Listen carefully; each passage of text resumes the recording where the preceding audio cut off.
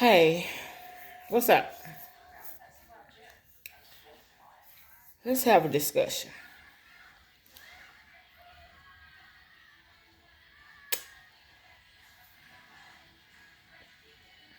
I saw something today that was very disturbing to my soul. Um, and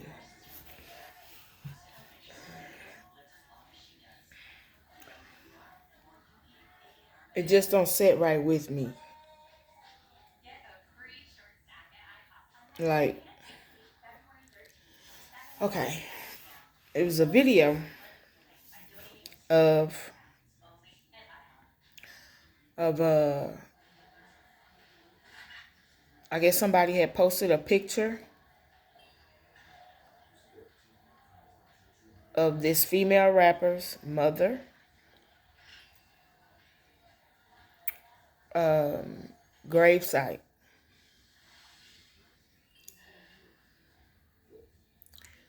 and these two female rappers. There are currently two female rappers that are supposedly beefing with each other. Me, myself, personally, I don't know why they're beefing with each other. I feel like they shouldn't be.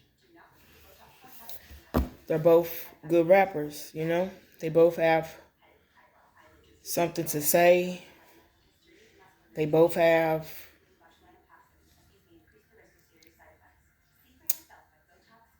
strong testimonies of their lives, of their lives, uh, to give, to put out, into the world.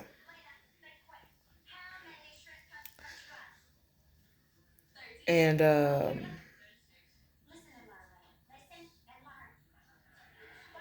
me, myself, personally, I prefer to see them getting along and working together rather than beefing with each other.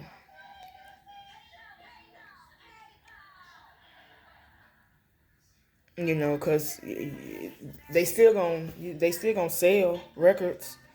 They're still gonna sell records. They're still gonna make hits. They both have fans, and their fans are their fans. Their fans are going to always like what they put out. So I don't really see the reason for them two to be beefing with each other. But it's a lot that's done been said.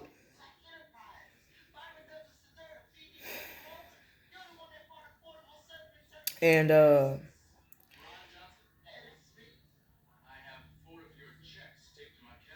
but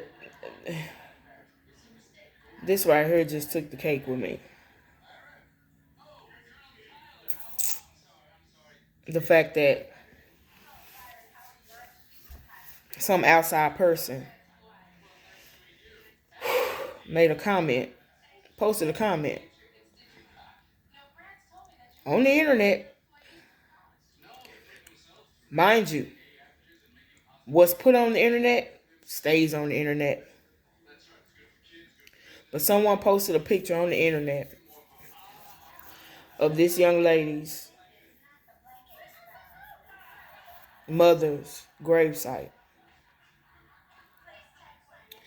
And it was said that whomever the person was that posted it, the comment that they left, they posted a comment underneath the picture.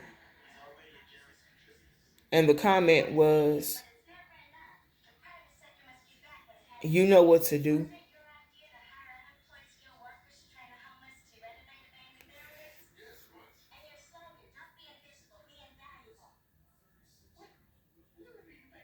When did we,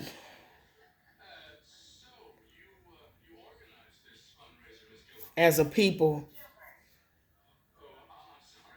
get to a point to where we were so damn hateful,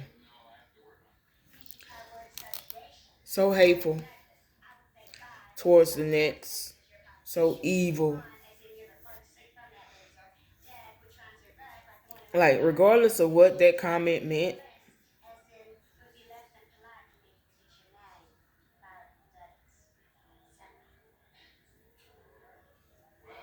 it either meant one or two things. Well, hell, three things.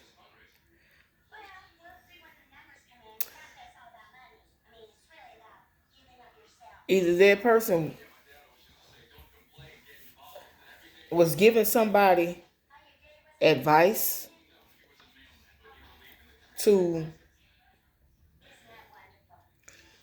destroy this young lady's mother's resting place, tamper with it,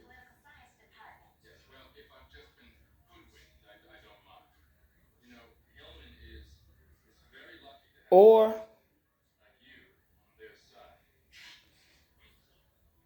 they were giving somebody advice to possibly do spell work.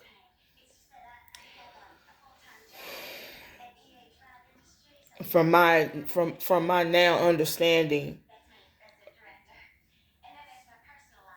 of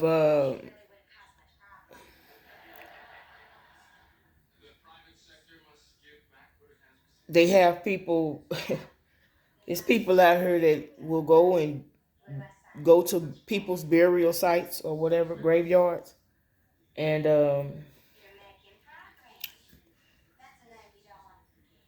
purposely dig up dirt. Now, what they're doing with the dirt exactly, I do not know. But either way,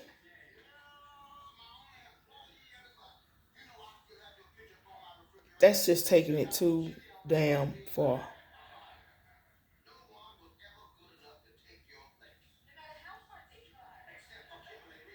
That's just taking it too far. You know what I'm saying?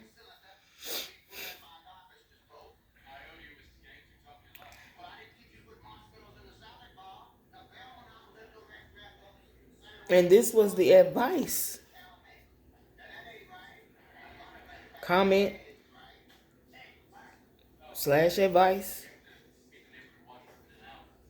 that a person threw out into the world for everybody to read.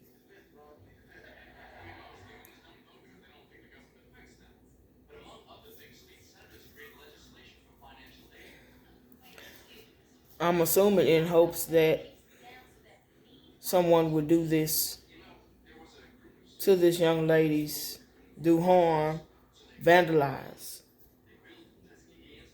this young lady's mother's resting spot.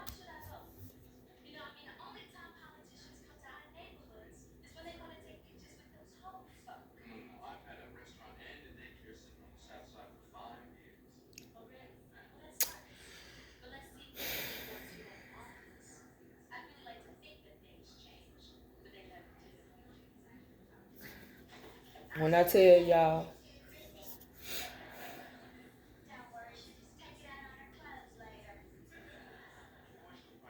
it's difficult.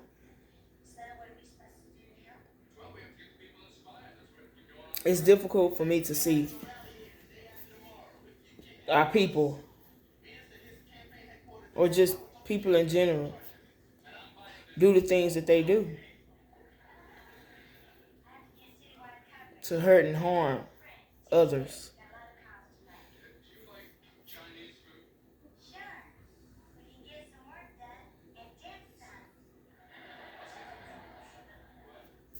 Like,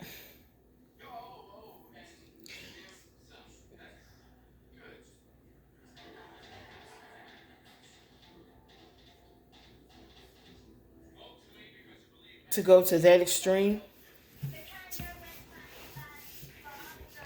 you don't know who that's hurting. You don't know who that's going to hurt. You don't know who that's going to affect. Like, point blank, period.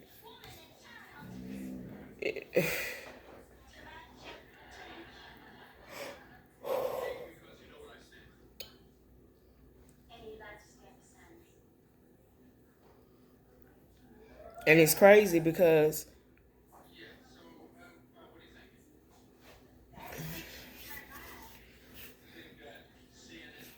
I see stuff like this going on in movies. You know what I'm saying?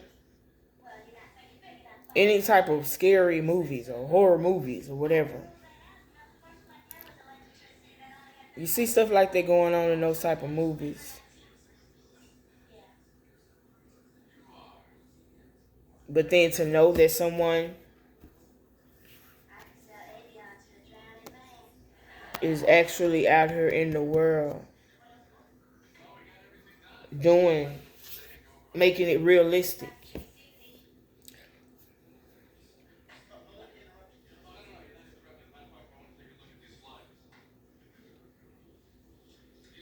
It's crazy.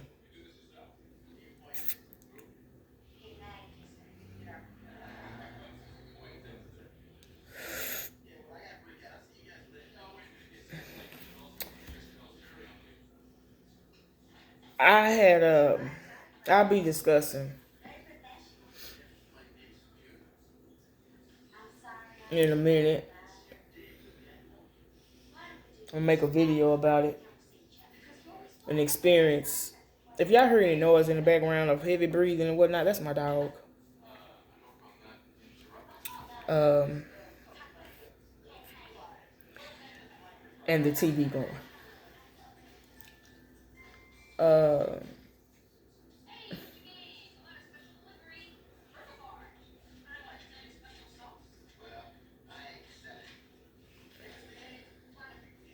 Yeah, I had an experience.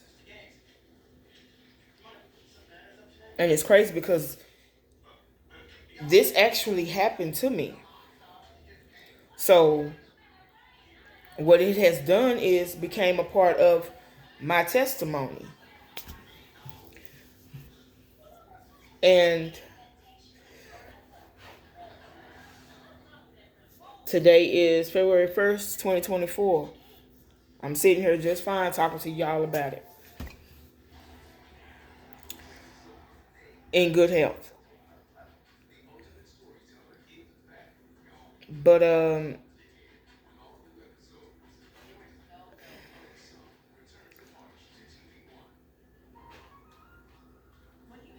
people want to make it okay to do these heinous things to people.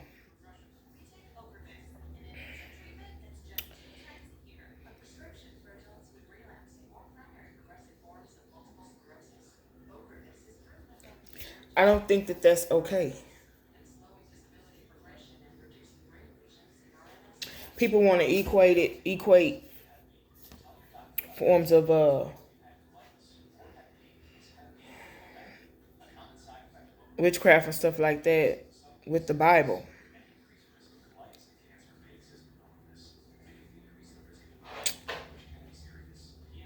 You can't equate that with the Bible. I heard somebody, this one little chick on a video that I saw earlier today, make the comment saying that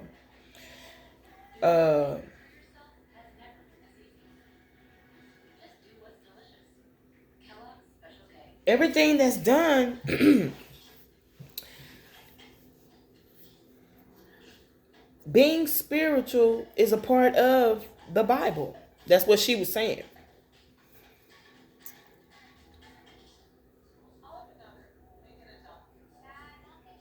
Basically, what she was saying was like she was trying to say that spells and spell work was done back then too. And I was listening to the young lady. I'm like,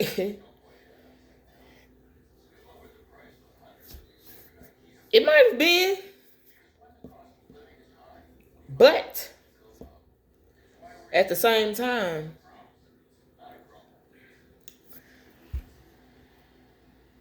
I think that's the whole purpose. I think that was the whole purpose for uh, Heavenly Father sending His Son.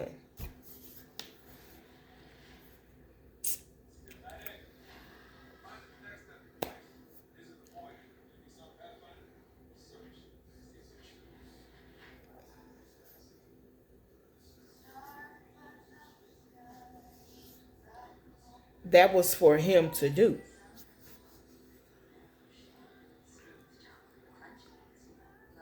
But it wasn't, what He did was not classified under the category of magic.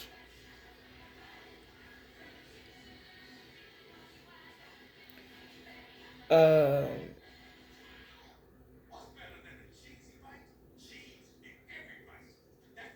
or spell work or witchcraft.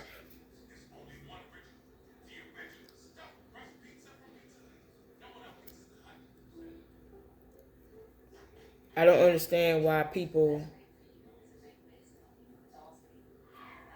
would even want to indulge in that type of stuff. Like, you send it out into the world, you don't know who it's gonna hit. It might not necessarily hit the person that you sending it out to. And this has been said out of the mouths of people who videos I've came across.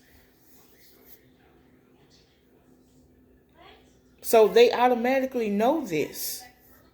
It is a knowing to them. A knowing. When I say knowing, not annoying, not ANNOYING, not that annoying. A knowing. KNOWING. They know.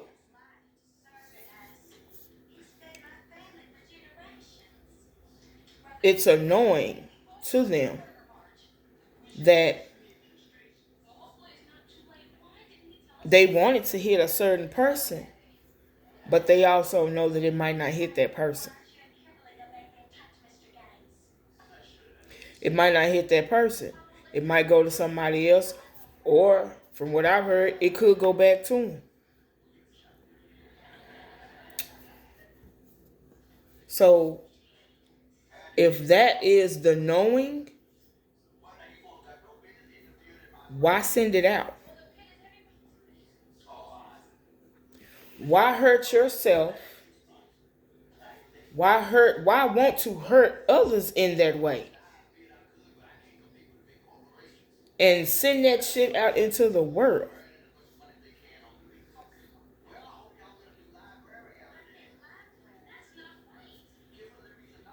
Last time I checked,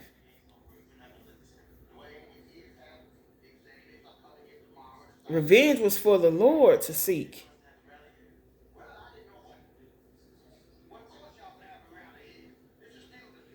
It ain't for us to do.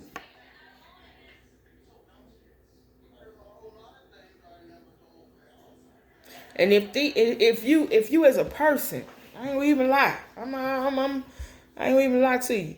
If you as a person, you ain't figured out yet that you you can't do more damage to a person than the creator.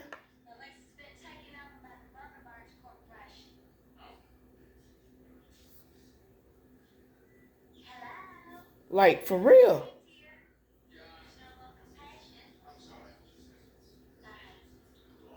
So why send that? Why put that shit out here into the world?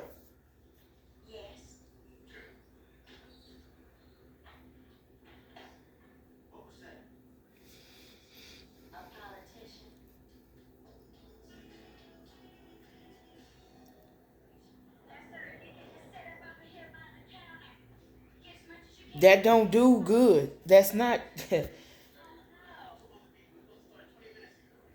that doesn't put anyone in a upright and upstanding position. That does more hurt and hindrance than anything. And not just to the person that you send trying to send it to. You hurting and hindering yourself.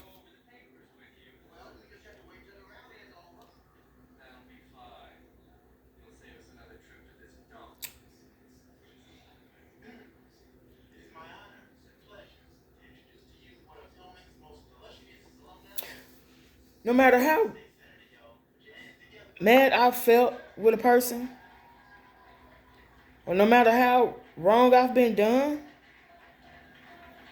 I ain't ever wanted to go and pay somebody to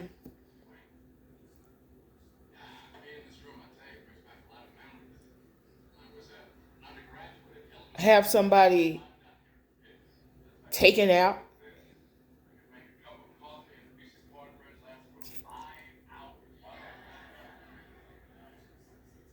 or send them trouble.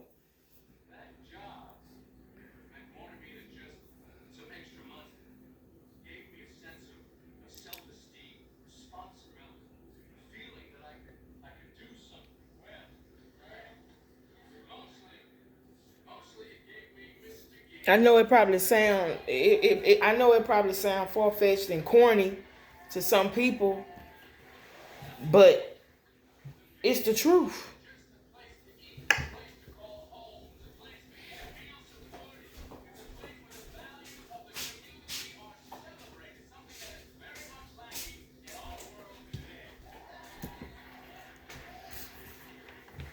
Like, it's the truth. I ain't ever wanted to.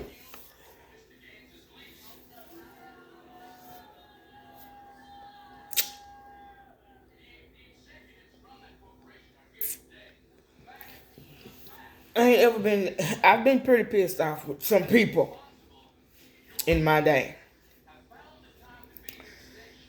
Uh, but I ain't ever wanted to go to that extreme to do nothing to nobody.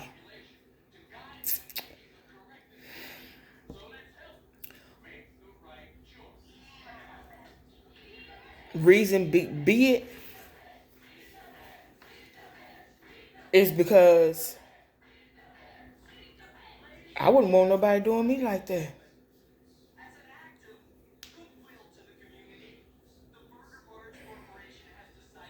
I just wouldn't.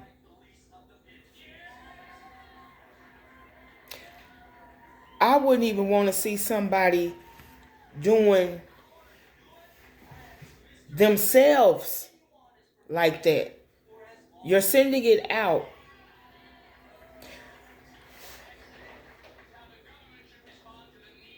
That's tampering with bloodlines.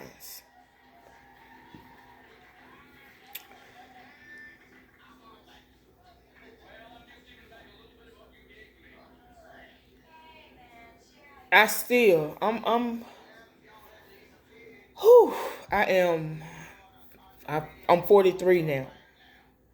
I just turned 43 this past December.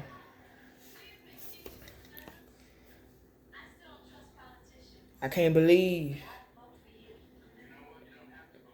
I can't believe people are out here doing this type of stuff. And they're doing it to each other. They're doing it to each other like we're not all related, some shape, form, or fashion.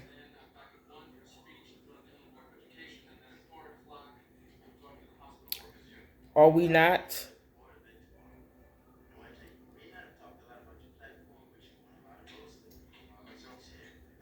Last time I checked,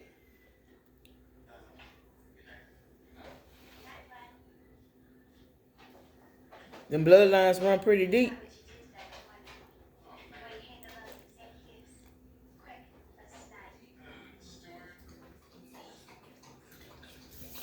Last time I checked, everybody has cousins, sisters, brothers, unless you're the only child. But even then, you still have cousins because you still have a mom and a dad. You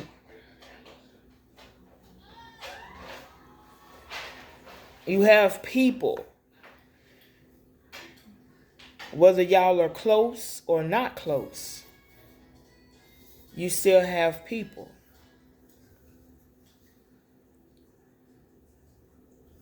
Some people are a part of the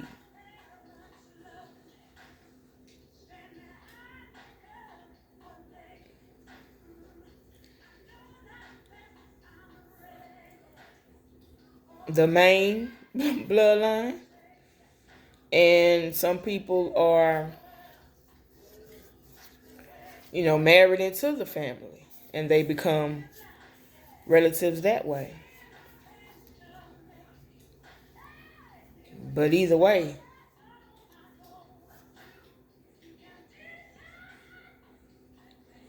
last time I checked,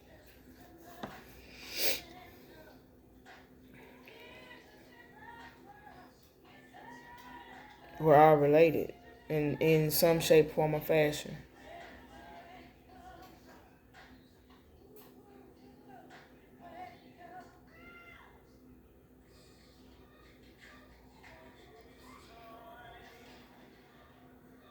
And it's just it's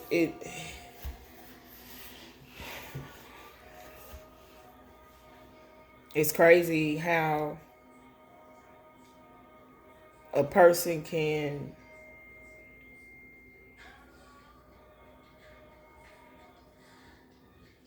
have so much hate for a person to where they do something like that. And the same thing with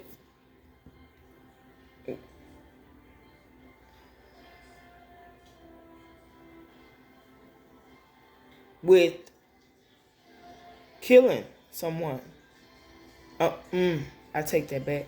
Sorry, YouTube, sorry. And TikTok, because I'll probably post this on TikTok too. I meant to say unalive.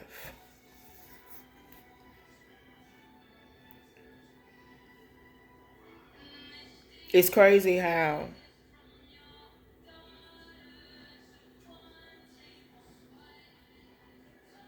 and let me go on and put this out there too. There's a big difference in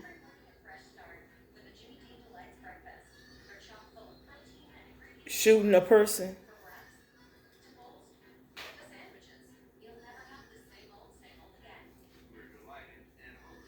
and having excuse me, it's 11:03 at night. I'm sorry y'all for yawning. But there's a big difference in shooting a person and having hatred behind it,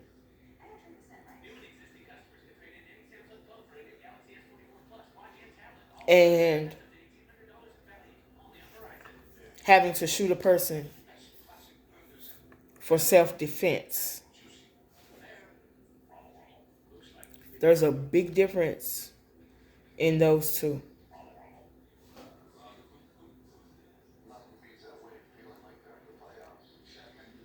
Some people may feel like it's not, but there is.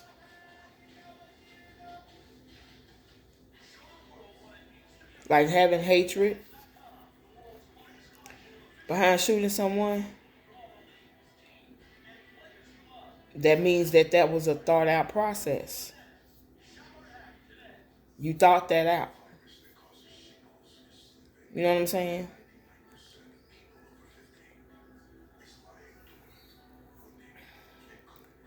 But when you shoot someone in self-defense, that's not thought out. because in some cases you don't have time to think.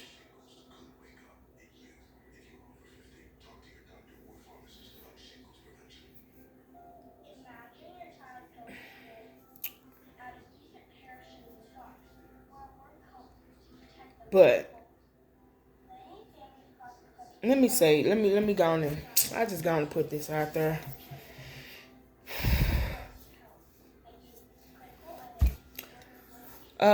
Let me see. It's been about three, no, you know, three, four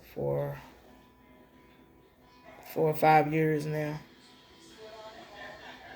I think 5 at the most. Uh,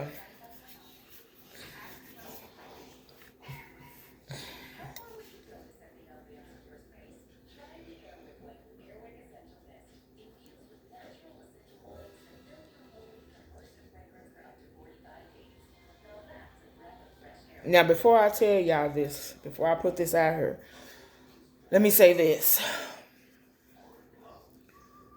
Uh, it was an issue back then with me and my husband. Um, we were actually, going to go our separate ways, from each other. But we discussed everything and we were open with each other and we communicated with each other. And we decided to stay together.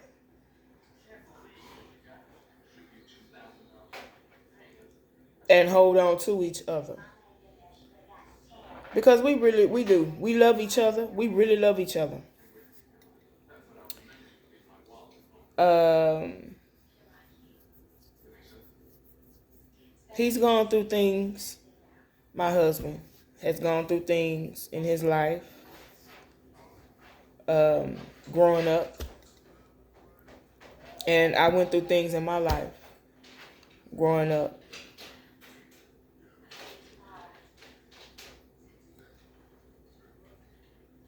But a lot of those years,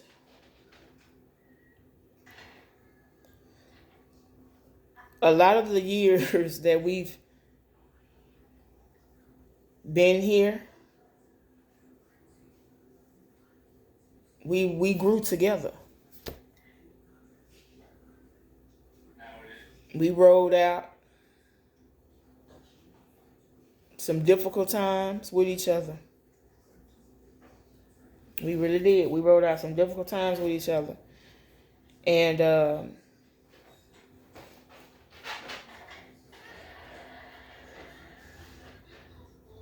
it wasn't easy.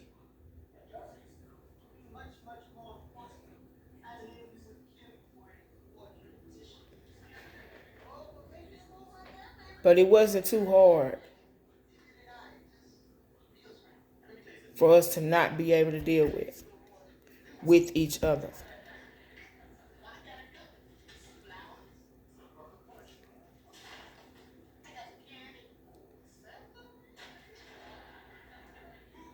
This man, my husband,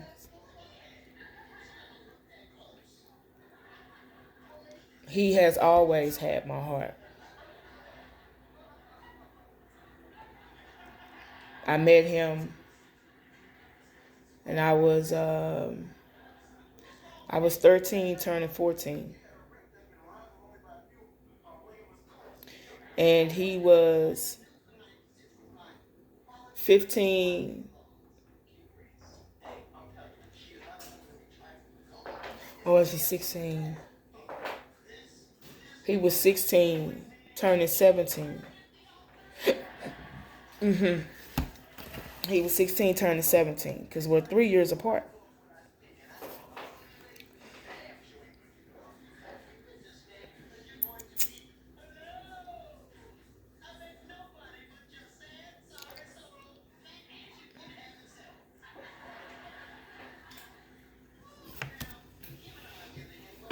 Now we had a lot of growing to do within those years.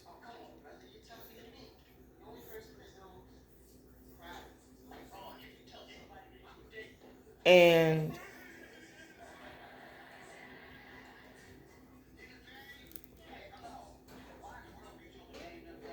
it was for each other, for each other, and the purpose of our children too.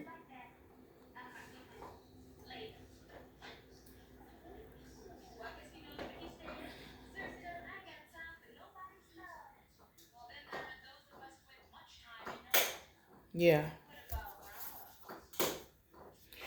we've had some happy times. A lot more.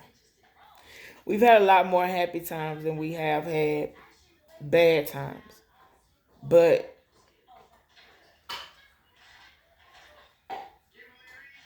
when the bad times hit, they hit kind of hard.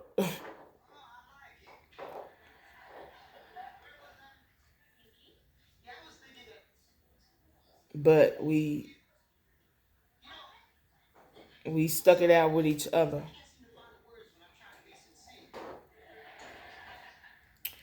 And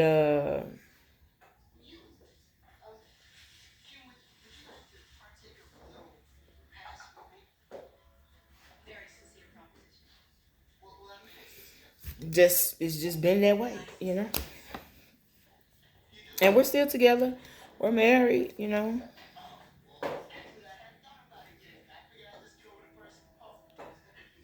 But at the time when this was popping off,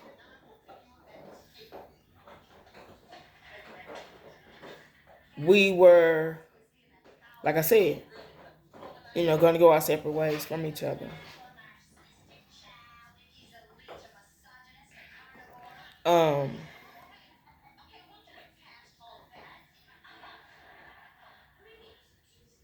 so I ended up meeting this guy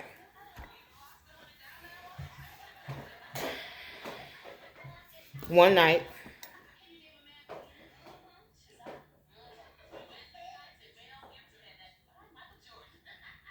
at my auntie's store. My aunt Jeanette, the one that I say that she my baby. Lord rest her soul. She's no longer here right now. But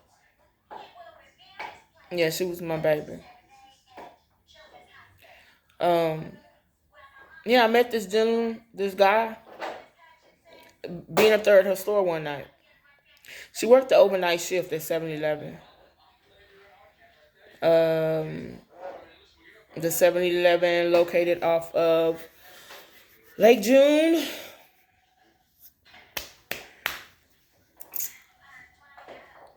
Yeah, Lake June.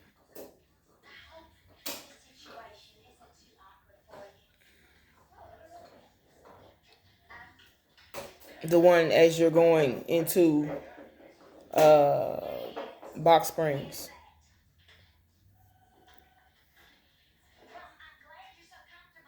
No, I think that is considered Box Springs. Anyways, so yeah,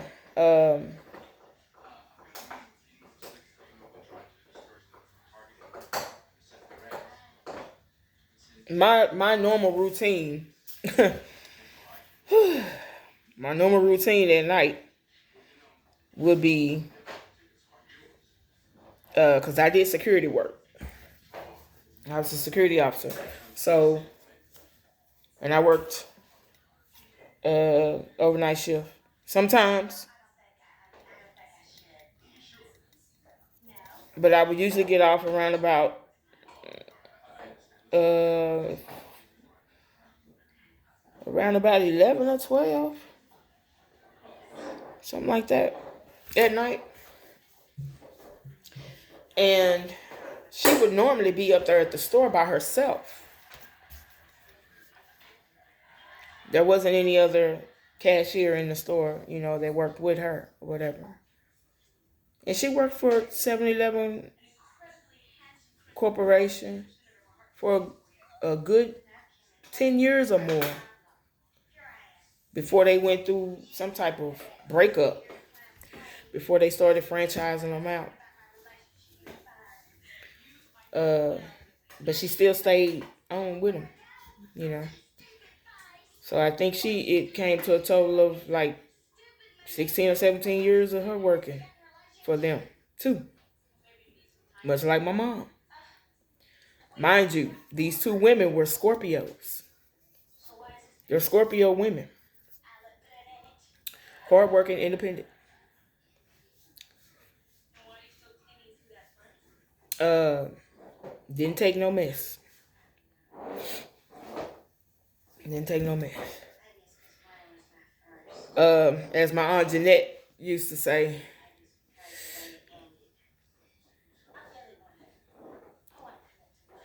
she's telling me all the time, don't accept no wooden nickels.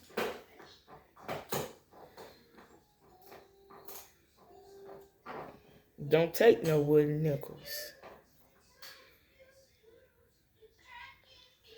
And I used to just laugh. Like I said in a previous video, my Aunt Jeanette was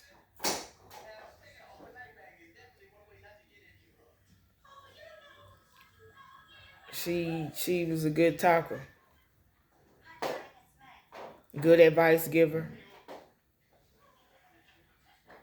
um, and knew how to make people laugh, even when they didn't feel like laughing.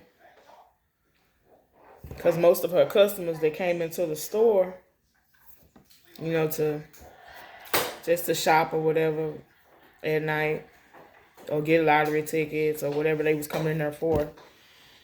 Most of the time, cigarettes. Um, they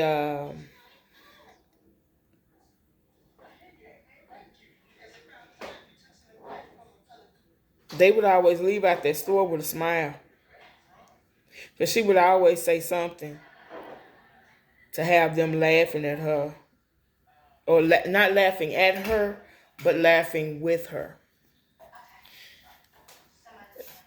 So I like that about my auntie.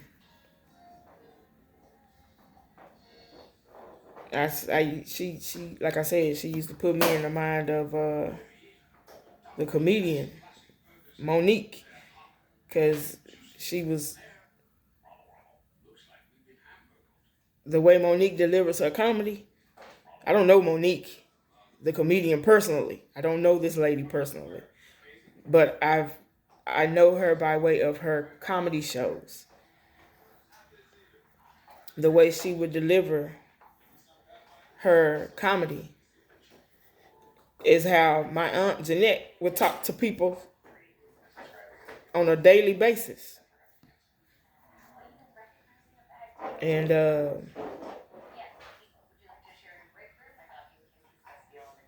if you was feeling down, she knew how to lift you up. She knew how to lift you up. And she was usually straightforward. She was usually straightforward with her comments, with whatever she had to say.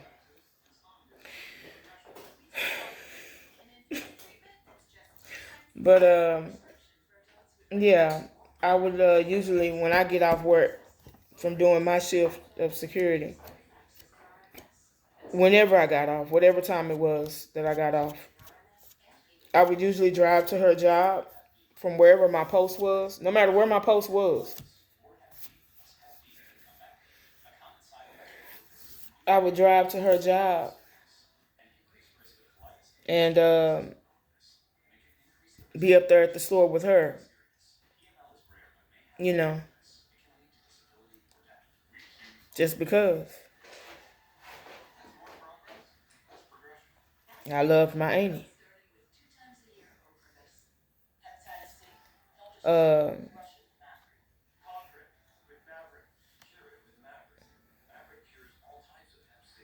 and whatever she needed, you know, if I had it to give, she got it. That was with anybody in my family. I'm the oldest cousin, the oldest grandchild on my mama's side. So regardless to what was going on, regardless of what was going on in my life,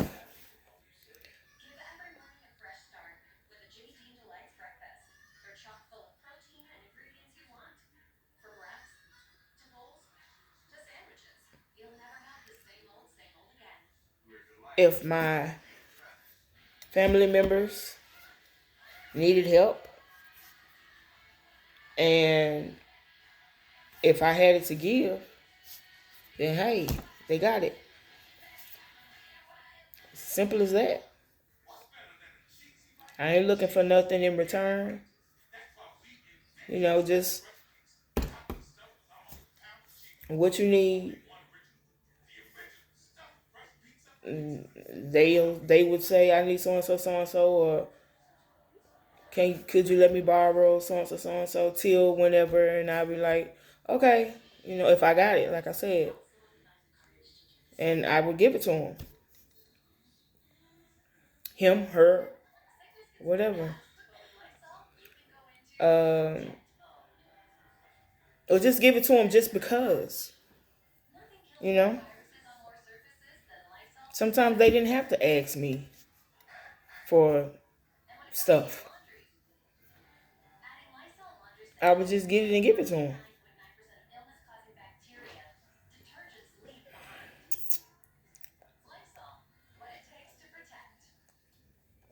Um, but getting back to my aunt Jeanette, yeah, she was a single mom. She was a single mom. She was a pretty much single woman. She had her own place and stuff. As far as I've ever known, as long as I've been in the world, between her and my mom, they've always kept their own place, their place, and their own places. Uh,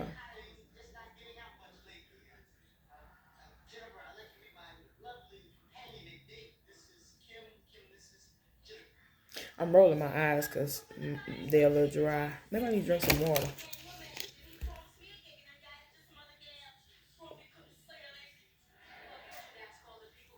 Um, yeah, so she would be up there at the store by herself at night, and she, would have customers coming in and out the store and whatnot. Some of them were her friends, and some of the people she didn't know. They were just random people popping up at the store. But either way, she would have them, make them smile or have them laughing. Um, she was a real pretty lady, real pretty, little short lady. Cause I was a little taller than my auntie. I was a little taller than my auntie. She came probably about to my earl, so I was a little taller than her. Um, she always kept her hair done,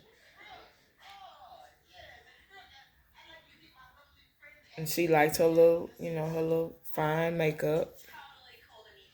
She didn't overdo it with the makeup though. She did not overdo it, cause she really didn't. She really didn't have to wear it, but she liked wearing it. She liked applying it, so. And it didn't do nothing but add to her little beauty, the beauty that she already had. Like with most women. And that's something else. I wish y'all would please get the knowing of knowing that y'all are beautiful. There are some y'all women are beautiful, man.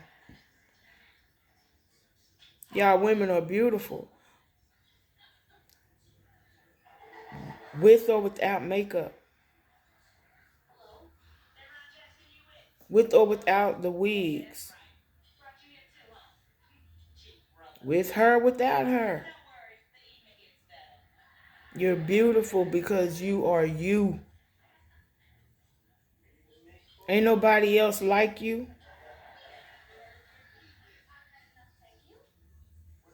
Even if you created a child and that child look like you, that child might not act like you. You get what I'm saying? There is only one you. That's it. So love you. Love you. Love yourself. You are your own art.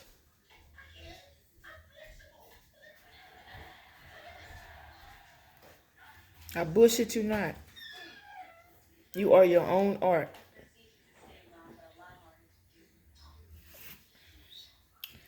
But anyways,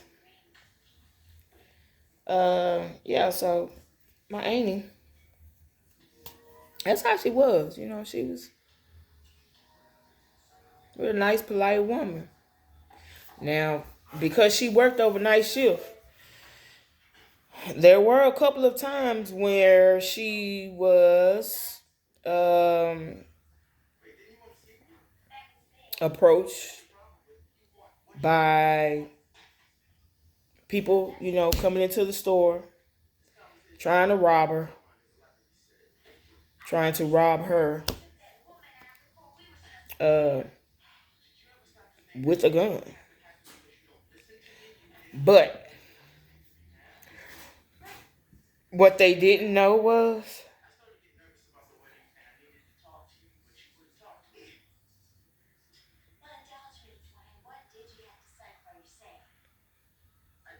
how fearless,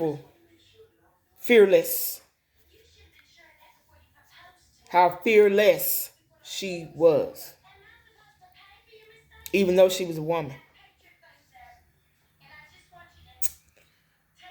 And my mom was the same way. So it was only but right for me to be the same way. Like,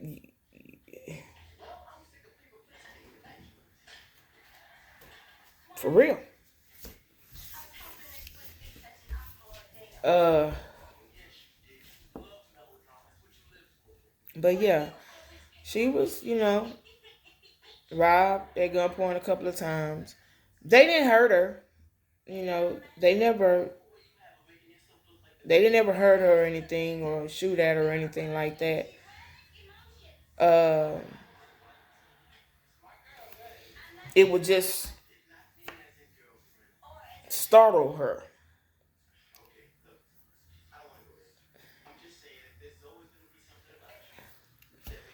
Because usually, the moment they asses would try, and I don't think they got too far. I don't think they would get too far. The people who, you know, would come into the stores and try to rob her, they wouldn't get too far. Because she knew and was friends with a lot of the uh, policemen that came into the store. I don't remember all of their names. I don't remember all of their names, but I do remember their faces. I remember their faces. And so hey y'all. um yeah. But she was, you know, friends with them. So anytime they get that call or she hit that button, they coming. And they get there pretty quick. They would get there pretty damn quickly. I remember this one night, Uh, I was at work on my shift at the security building, the building that I was securing. And it was almost close to time for me to get off. And baby, when I tell you my little Jeep Compass grew wings, I think my grandmother, yeah, it was my grandmother. My grandmother had called me in the middle of the night because that was a little too late for her to be up. So I knew it was something wrong for her to be calling me that late at night. So I answered the phone and she was like, babe, where you at? And I'm like, I said, driving on my way home. Um, Go check on your auntie for me, baby. Somebody tried to rob her up there at that store. And she a little shook up about it. That's all I had to hear. I swear. I swear for the Lord, that's all I had to hear. Baby, when I tell you that little Jeep, I'm not playing. When I tell you my Jeep Compass grew wings, I still trip off of that right to this day. I don't know how I did that night. I worked over in North Dallas off of 35 freeway.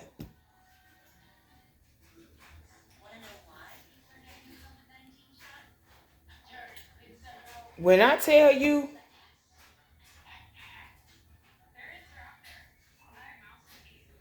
I got from North Dallas, shit. I got from North Dallas to damn near Mesquite, just Box Springs, to my auntie's store in, I think 20, it was either 20 or 25 minutes. I am not bullshitting with you because I looked at the time. I remember that because we laughed about that up there at the store that night. After she, got herself settled and whatnot. And my granny, she really laughed about it. She really laughed about it. It tickled the mess out of her. Yeah, so, yeah, it was just like that.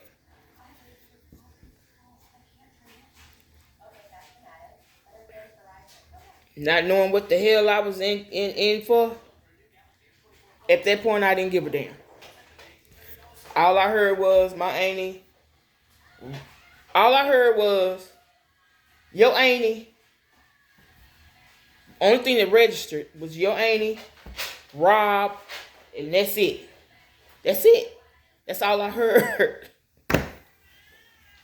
Okay, grandma. Hung up the phone. Shoo. That's it. I think I did about... Cops don't come after me. This was a long time ago. long time ago. I think I did about 90 or 100 there to her. I am not joking.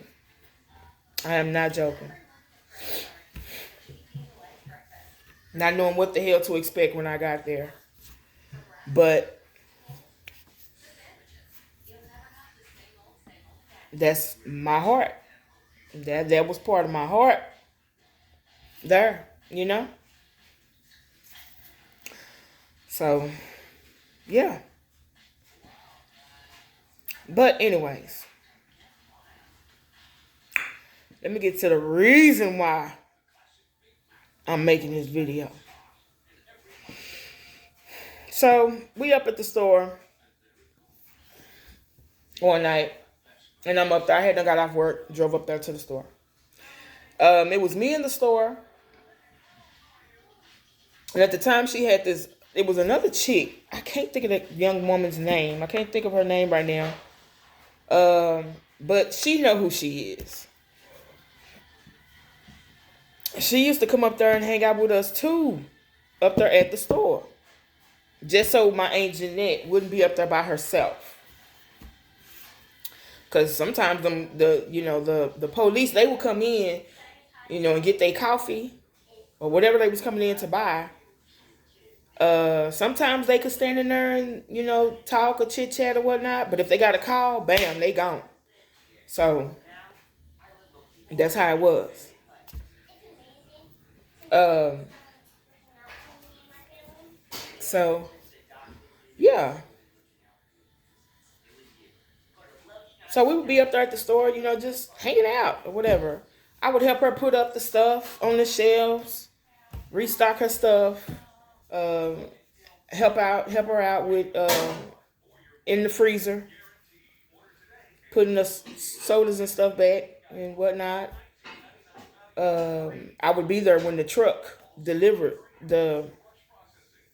would make the ship when they would bring in her shipment of new stock or whatever. So I would help her break all that down and sometimes help her clean out the coffee makers and stuff and redo them and stuff like that. It was all love. Baby, it was all love. I didn't care how tired I was. Like in my head, all I knew was I'm helping my auntie out a little. It might not have. I don't know how she actually felt. About me being up there at the store with her or whatever. It might not have been much, but to me it was something. So yeah. Anyways, I ended up meeting this guy up there. We was me, her, and my aunt, and this particular chick. We was just hanging out up that store, and we'd be up there talking about a little bit about some of everything, Unless a customer walked in that we didn't know, and when they would come in, we stopped talking and she deal with that person. But majority of the time, it was people that she knew. So when they come in, lollygagging with my auntie, having her laughing. And, they cracking jokes and stuff back and forth. And we just, oh, man. I'm talking about having the fullest laughs. Laughing so hard to where it have you crying. So it was good times, And,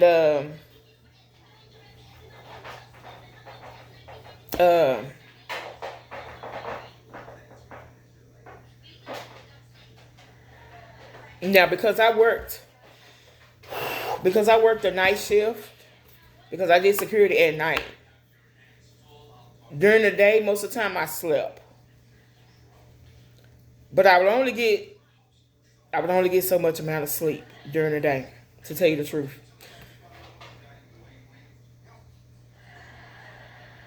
If the teachers called during the day,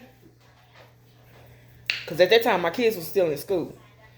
If the teachers called during the day, I'm having to, bam, get up out my sleep, get dressed, go to the schoolhouse. What you done did now.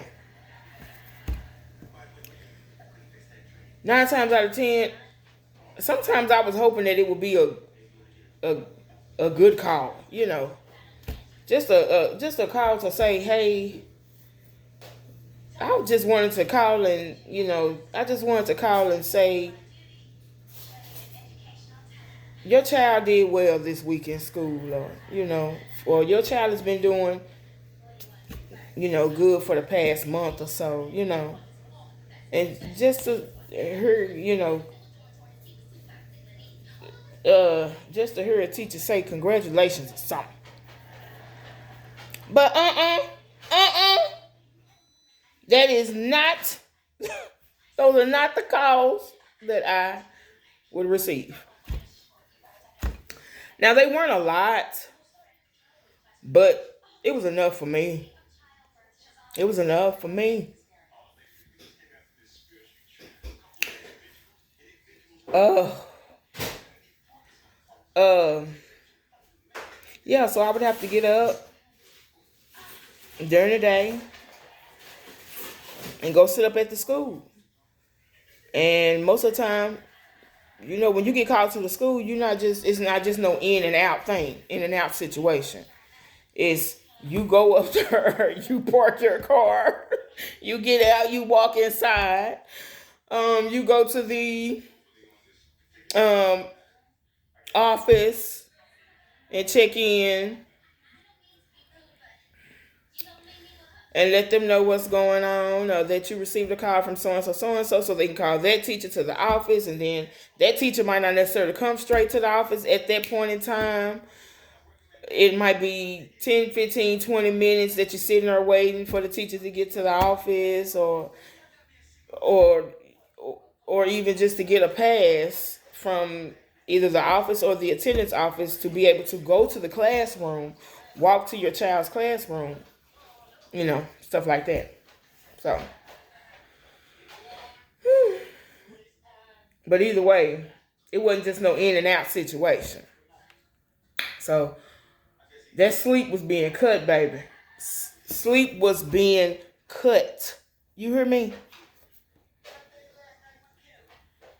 And then it would be cut again because by the time I leave the school, if I had to go up there, by the time I leave the school, I'm getting back home. I probably got maybe 2 more hours. Yeah, 2 or 3 hours to sleep. And by that time, I'm like, to hell with it. I ain't gonna go back to sleep right now. I might as well just go on and start getting myself ready for work. And majority of the time, it was me. I get up around about 1:30 in the evening, uh, in the day, and start cooking. Um, well, nah, I take that back. It'll be probably around. Well, if I got up around about 10 something that morning, I would usually put out some meat to thaw out in the sink, and some hot water so it would be thawed out by the time 1:30 or 2 o'clock hit. So so around about 1:30, 2 o'clock, I'm cooking. If I'm not mistaken, at that time I think I had to be to work at 3. Yeah, I would leave out around about like 3 in the evening or something like that. 3 or 4.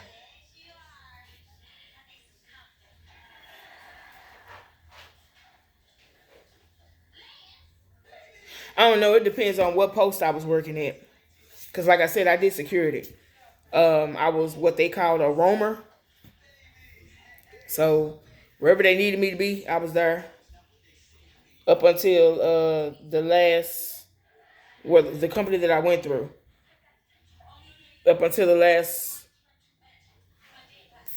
four, the last 4 years of me working through the company, um, I had a permanent post the last 4 years of me working through the company. So it was, me. I would leave and go to that post every day. Uh, unless, excuse me, unless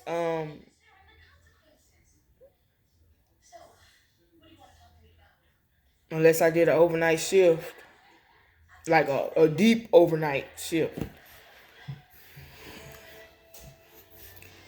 So, and it usually wasn't too many of them. throughout the year. The only time I really just do that was uh during the holidays. During the holidays to get that money up.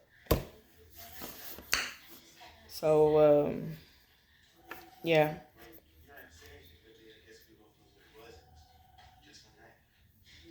Um, but yeah. So between 1:30 and 1:30 and 2:30, I'm cooking. I would put my meat on. I get up, wash it out, clean it, season it, put it on. Put it in the pan, or oven. Bam, it's in there. One starch, one vegetable. And that's the way they went. One starch, one vegetable. You starches meaning mashed potatoes, rice, um, or like the suddenly salads and stuff like that. Noodles, you know, whether it was any type of noodle. Uh, yeah, and some vegetables, a pot of vegetables on the side. And normally I would have to cook enough to feed 5 people because it was me, my husband, my son, my son and my 2 daughters. Uh, Now that's 5 people. So me myself personally, I know how all of us ate.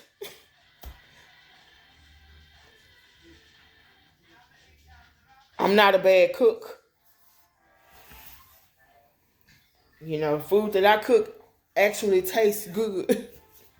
So majority of the time, people would go back for seconds. You know, my family would always go back for seconds. So cooking for 5 people for me on a daily basis would be cooking for 10 people because out of those 5, you're gonna have everybody gonna get a plate that first time around. I will cook enough to make sure that there are seconds for everybody. You know what I'm saying? So it was always enough. Always enough. Um,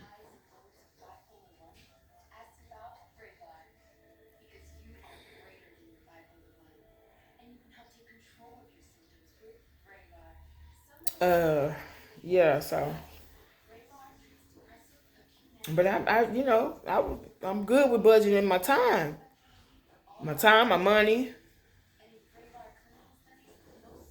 You know, I'm good at stuff like that. So it worked out for me and mine. It worked out damn good for me and mine. Um,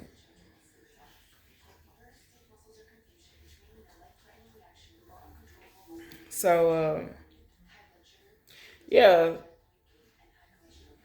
so I'm up at the store with my aunt, and like I said, I had got off work to go up to the store, and I was just hanging out up there with her for a little while. Normally, it would be like I would be intended to go up there for like maybe an hour or two.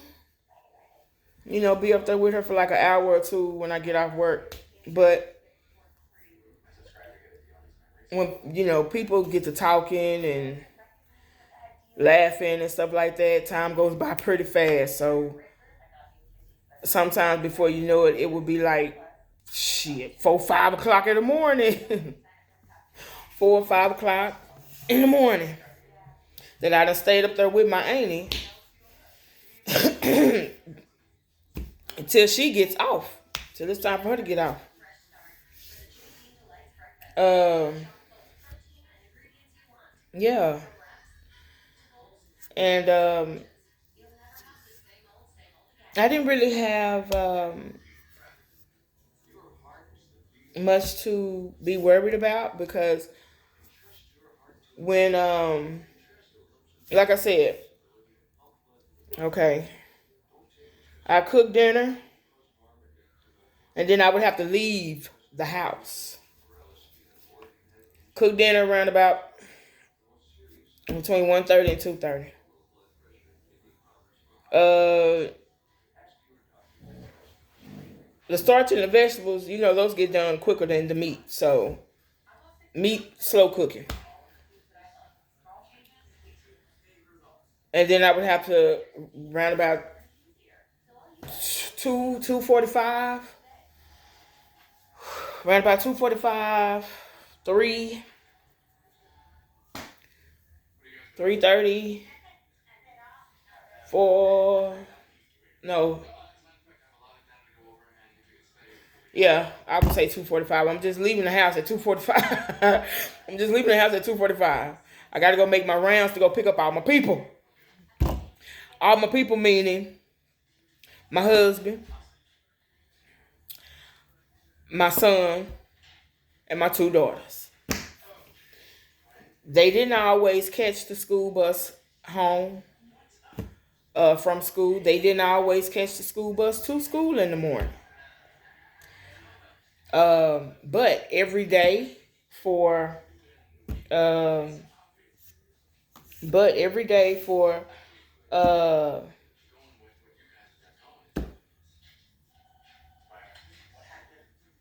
15, 16, 17.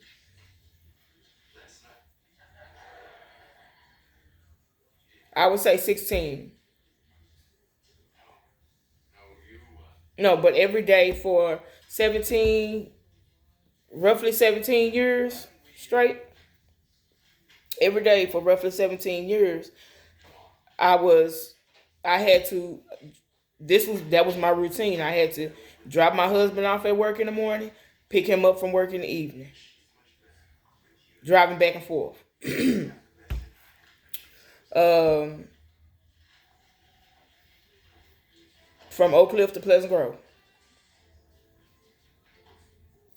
That was my routine for a very long time. Um, and that was, I don't know, it was just how we did stuff. That was just how we did things. But it worked out. It worked for us. That's all I'm saying. It worked for us. Um, and and there was no complaining. There wasn't no complaining. Wasn't any complaining going on. Not from my part. I didn't complain about having to drop him off at work or pick him up from work or whatever. No, but none of that done. Um, the only time I would get upset, the only time I would get upset was, and it wouldn't really just be like upset. It would be like get annoyed. Only time I would get annoyed is when I would, in the evening, when I would have to go and pick up my husband, because he would be the first person that I would have to go and pick up. I go and pick up my husband first, and him knowing that we got to go and get the kids and pick them up. I would go and get him, and then he would be so slow walking out of the job. I'm like, could you move any quicker, sir? So yeah, that's about the only thing that would annoy me. Um, but yeah, but at some point we just, I don't know. I still like can't even really, I can't really explain it.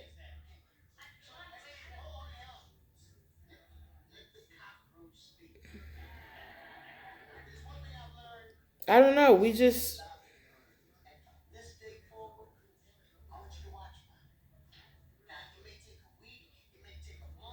we just got to a point to where we stopped talking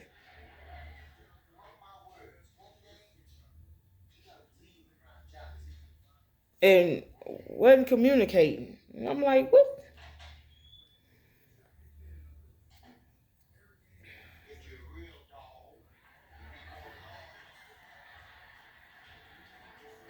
Yeah. But I didn't know, had I known then what I know now,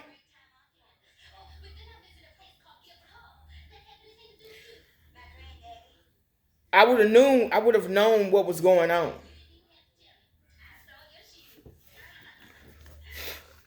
I would have known what was going on. Um,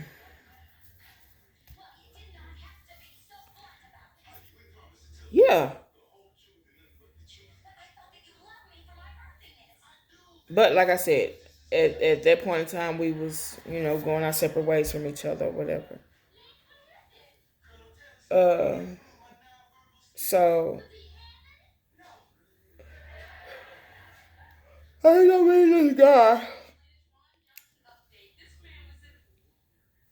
He drove trucks. At the time when I met him, he was working for a gas delivering company because that's what he was doing the night I met him at my auntie's store. He was bringing gas to the store around about, it was like one something, like 1:30, 1 or 1:30, maybe 1:30 or 2 in the morning. He was making this delivery to the store, and he drove the big trucks that put the gas in, to the ground or whatever. Uh, so we're at the store.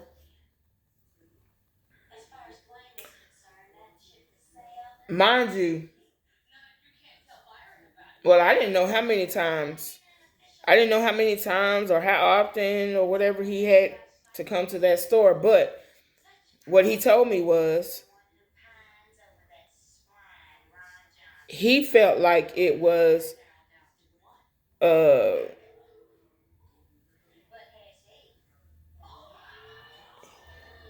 he felt like it was a coincidence or not a coincidence. Like he felt like it was like supposed to happen or whatever.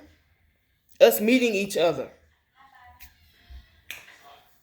So we met each other at the store, at that store, that particular night on a run of his. Now, from what he said, he wasn't even supposed to come and deliver the gas to that particular store that night. He said he was supposed to be getting off work at, I think, like 1 or something like that, or 12 or something or whatever. I don't exactly know what time, but this is what the man said to me, that he was supposed to have been off work, and they threw that route at him at the very last minute and had him come run gas to that store at the last minute to do that route. Now, this is what he told me out of his own mouth. At the time, I didn't think nothing of it. But I was like, oh, okay. You know. So, um, so we talked, but it wasn't like a full blown communication type talk. He was in the store So while he was in the store with me and my auntie and her homegirl, because the girl wasn't my friend. She was, just somebody who would come up there and hang out at the store with my auntie some nights. So I cannot think of her name for the life of me. I can't think of her name, but I remember what she looks like. Um,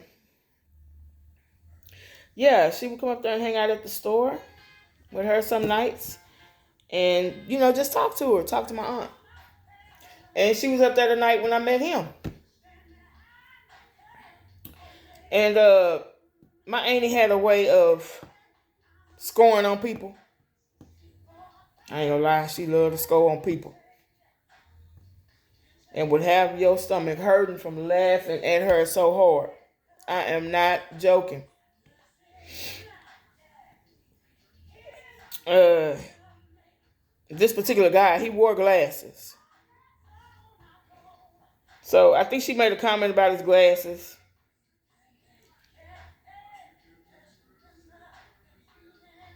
And me and the girl bust out laughing. But there was no, and my auntie was laughing too, but there was no type of rebuttal from him. There was no type of rebuttal from him. But he laughed about what she said. So he found it funny. But after he got through putting the gas into the pumps or whatever, and getting his paperwork, whatever paperwork it was that they needed to get, uh, he looked over at me and wanted me to come talk to him outside the store. Now I'm standing there. I stood there and hesitated a minute. I ain't gonna lie, I hesitated. I absolutely hesitated because I was like, "What?" And I looked at them, and I was like, "He want me to come talk to him." So, uh, he had done walked on out the store to his truck. He had to go and watch those pumps, the uh, the pumps that he had in the ground, had them put on in the ground. So as I'm walking out, I only walked but so close. I stood like a good 5, 6 feet, probably further than that. Probably 7, 8 feet from him. But the first thing I looked at was his hand. I looked at his hands. I didn't see no ring on his finger. So he didn't have on no type of wedding band.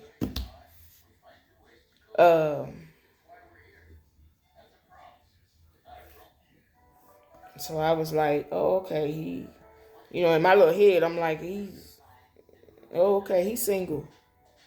He probably dates, people or whatnot, but he's single. I didn't think that he was married because he had no wedding band on. No type of rings on. And I asked him, was he married? He told me no. That night when I met him, he told me he wasn't.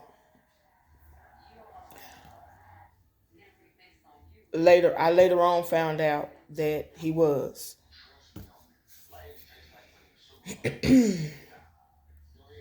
um, we talked on the phone. We exchanged numbers that particular night. Um,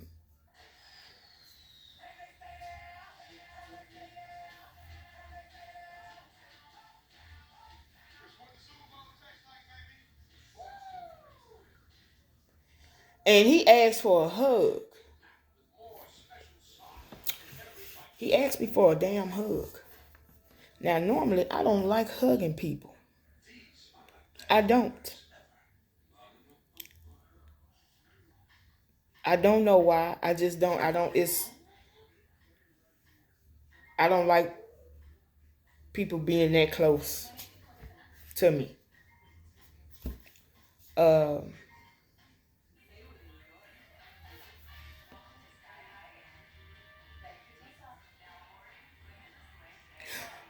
but he asked me for a hug. Now I would hug my husband. True enough. Mm-mm. Don't get that twisted. I would let my husband hug me. But you know how people are, random people, when they walk up to you, on the streets or whatnot, and they meet you for the first time or whatever, or they're just speaking, saying hi. Some people like handshakes, some people like full-fledged hugs, and I haven't ever been the hugging type. I wasn't ever the hugging type. I've always been the handshake type, like and if I ain't giving you no handshake, then I don't have anything to say to you, really. You know. But that was back then, way back then, before COVID.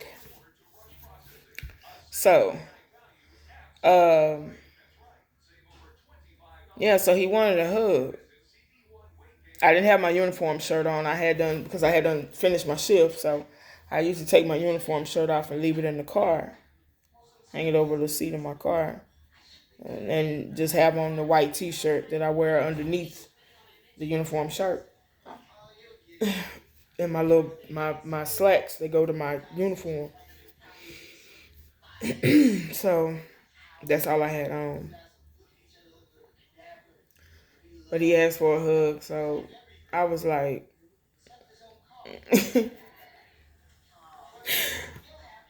but at the same time,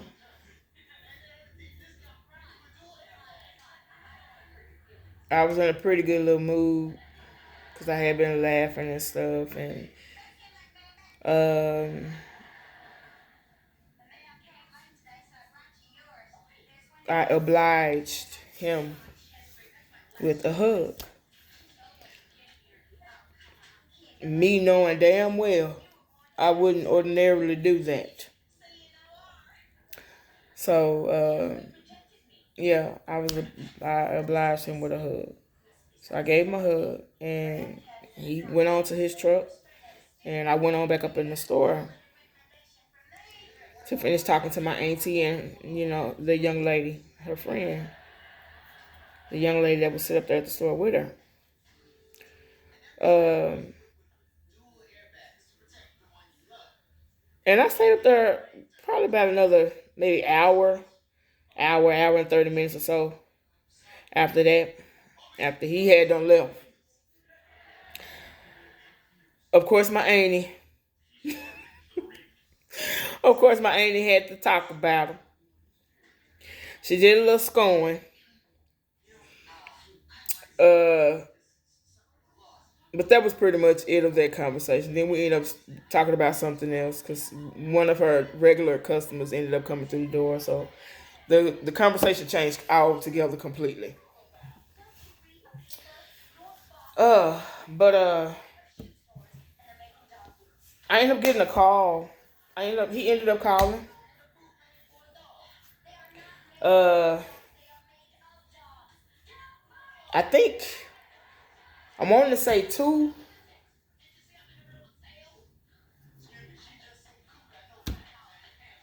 days later.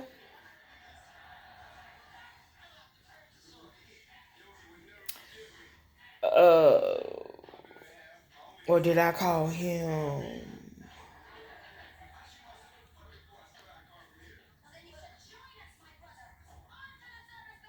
No, he called. Yeah, he called. He ended up calling 2 days, uh, about a day or two later. Yeah, and when he called, we just talked. We just talked. And I could usually walk around if I'm at my post or whatnot. I could usually walk around and still be on the phone because I had a headphone set. So Everything else is freely to move around and about and stuff. I can still do my paperwork, you know, write out whatever I need to write out. Check my perimeters and stuff like that. So, uh, yeah. And I think we ended up talking like my shift of me being at work. Um, and that's how it was. That's how we met. Me and him, we talked on the phone. We talked on the phone with each other for like it was like a month, about a month to a month and a half. Uh, I want to say a month.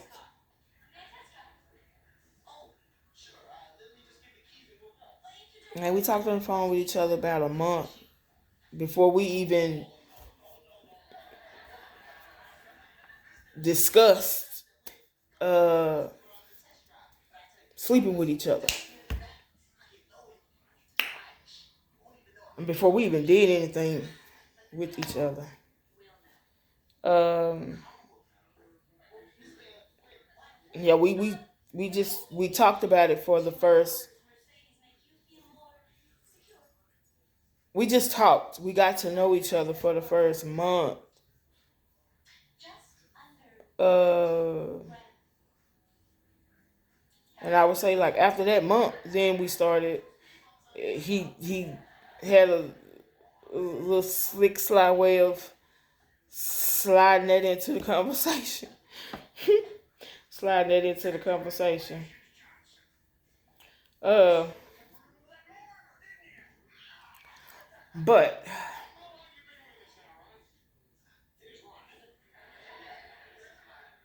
and mm, it was pretty easy for us to talk to each other. Cause if I'm not, he worked at night too. He worked at night too, so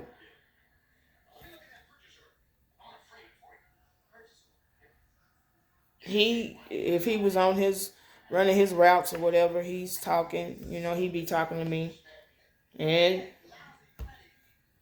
I could talk to him sometimes. Uh, while I worked my shift.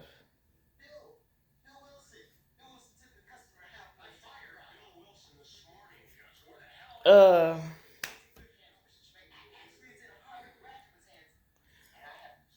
Now the person who I talked to the most was my mom. My mom had a problem with me. She didn't really like me working at night. She didn't want me. She really didn't want me to be working at night. So, um, she would call and stuff. Like if she'd be at home and she couldn't, sleep or whatever, she would call me and cause she know I'd be up. She would call me and we'd just be on the phone just talking. Um, and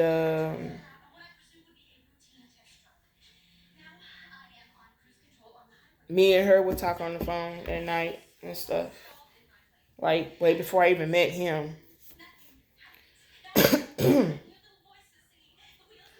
um,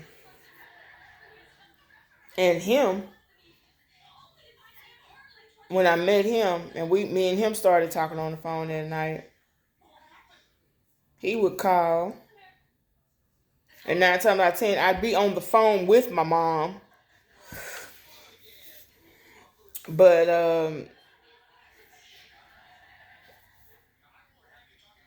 I would it just depended. It depended on whether I wanted to keep talking to my mom on the phone or whether I wanted to talk to him. Majority of the time, I'm not even gonna lie to you. Majority of the time, I would ignore his call. I would ignore his call. But then he got to a point to where he was being a little too persistent. He got to a point to where he was being persistent. And he would call and just call and just call and just call until I answered the phone.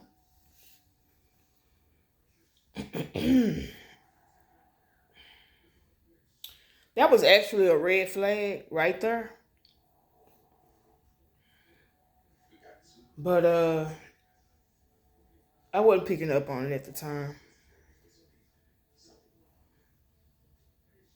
I guess because I had so much other stuff going on.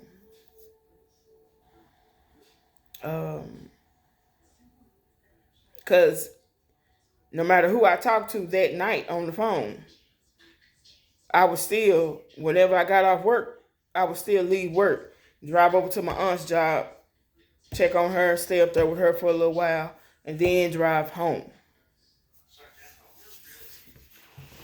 And, be at the house in time or at time so that I could get everybody up in the morning. Sometimes they wanted cereal. Sometimes they didn't want cereal. Sometimes I would make breakfast. So, yeah. Uh, yeah. Oh, oh. So I had a lot going on. You know, well, I didn't have a lot going on, but I would be up, woke. So, yeah, me and him, we talked for like a month or so on the phone. Um, Before we even came to the conclusion that we were, going to do something with each other. Uh,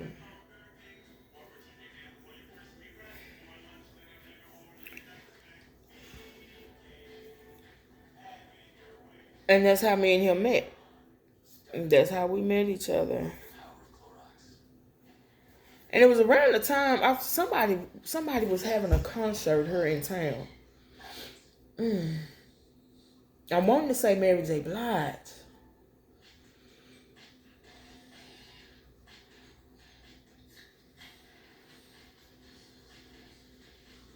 If I'm not mistaken, I think it was MJB.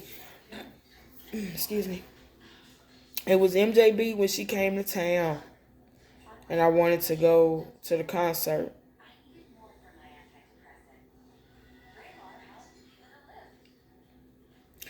But I ended up not going.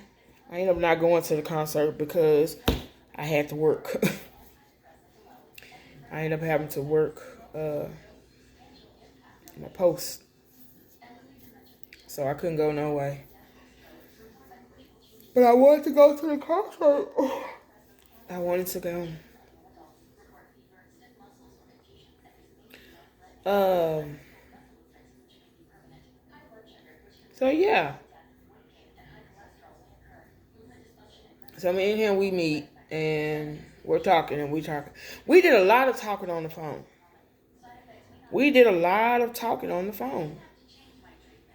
Like we communicated with each other. Sometimes, like after we met each other, he was he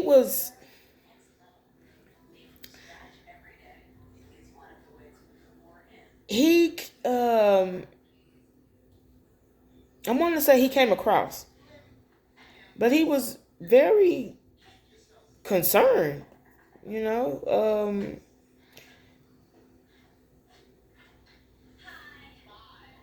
he would call me at night. He would call me at night, and if we talked on the phone with each other, he would be on the phone with me. We'd be on the phone, and like when it started getting close to my shift ending or whatever, uh, he would make sure, like as I'm driving from work home, he would call me and have me on the phone with him. up until he knows, up until he knew that I had made it home and was in the house. That's the way he was. And that's what he did every night. And like I would sometimes I would, like I said, if I was going to my auntie's job, uh, he would know, because I would be like, well, I'm not going straight to the house. I'm shooting by my auntie's job or whatever. I'm gonna go sit up there with her for a little while. Now, mind you, that's where I met him at.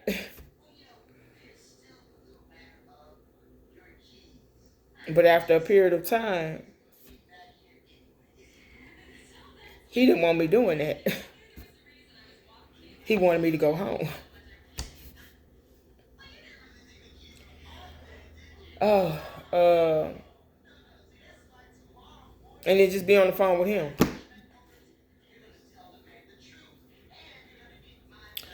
Um,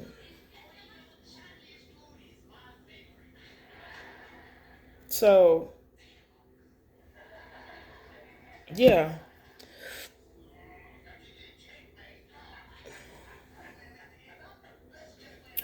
Okay, so we talk and we're talking and we're talking, and now I'm gonna say this here.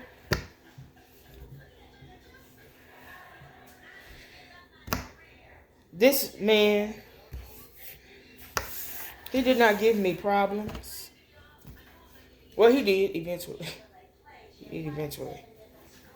But while we were interacting with each other, what's going on? What people moving in and stuff. Okay, so where was I at?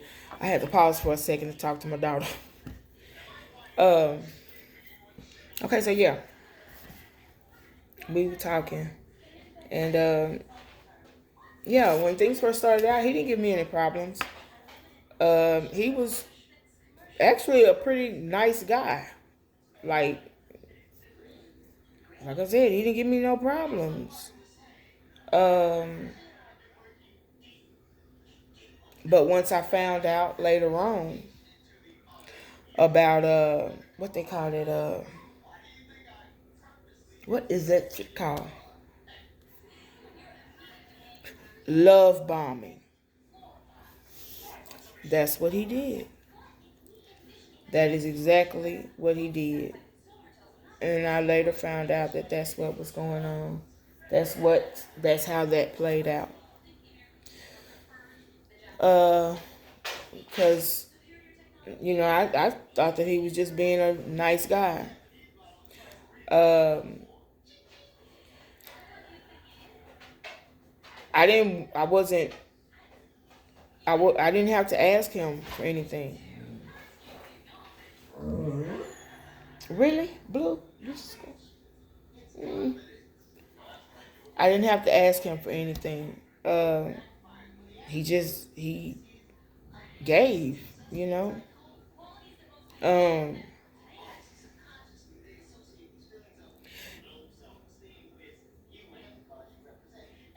he got to a point to where he would bring me lunch to work. Um,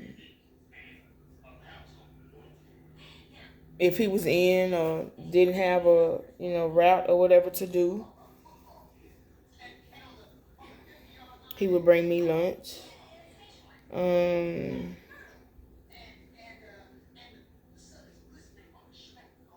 he would give me money, and like I said, I didn't have to ask him for it, but it was like a red flag that went up because he was.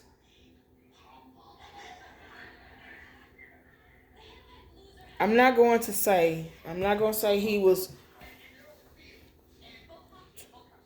too overly giving, but for whatever reason, that's the way it felt. For whatever reason, that's the way it felt to me. That's the way it came across to me. And I eventually had to get to a point to where I had to tell him, like,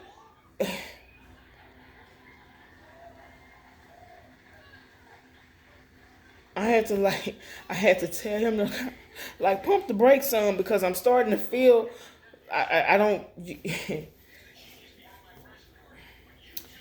it kind of it was kind of feeling like he was taking me too fast.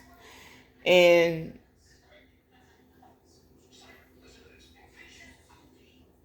I ain't want him saying I owe him shit. you know. But he didn't ever say that no way. Because he knew I worked, he worked, But I later on found out that's what that was. Love bombing. And it was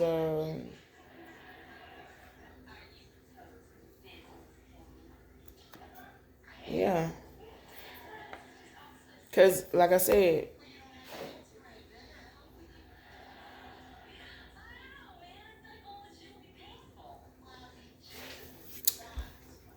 I had a guy that I dated back in the day that was the same way. But he was very controlling. And this was back when I wasn't even with my husband. Like, this was before I had married. I was like about 19, 20 at the time.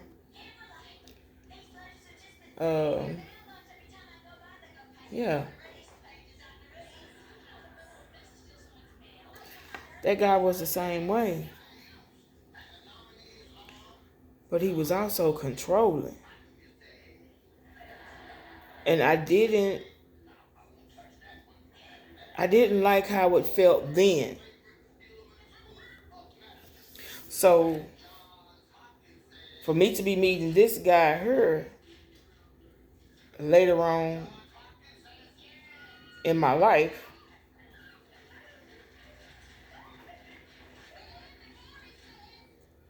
I was like, this is the same damn feeling. I'm getting the same damn feeling.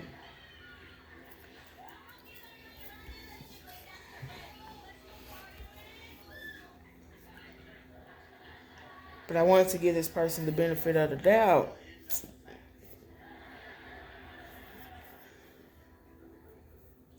The newer dude. I wanted to give him the benefit of the doubt. I'm like, maybe this, I don't know, maybe this would work out or whatever. But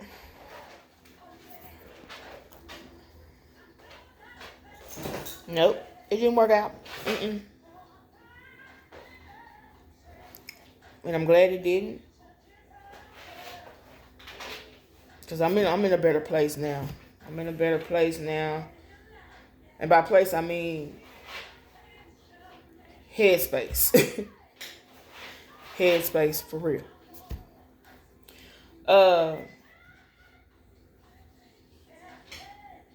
Because at the time when he came along, I was doing a lot of ripping and running around. And that ripping and running around that I was doing, it just came out of nowhere. It came out of nowhere, and it kept me occupied. it wasn't too long after I had met him that I would say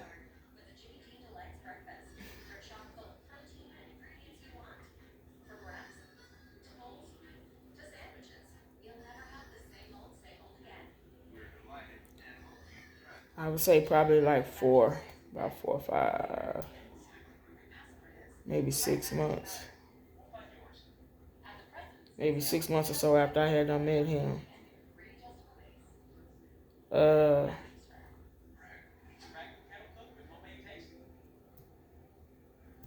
my mom ended up getting real sick,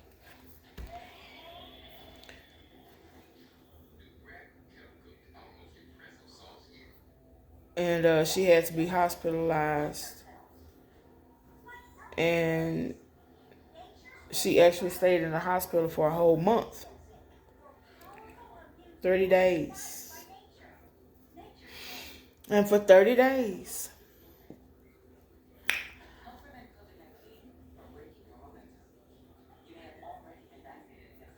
me and my girls, we rode it out with her.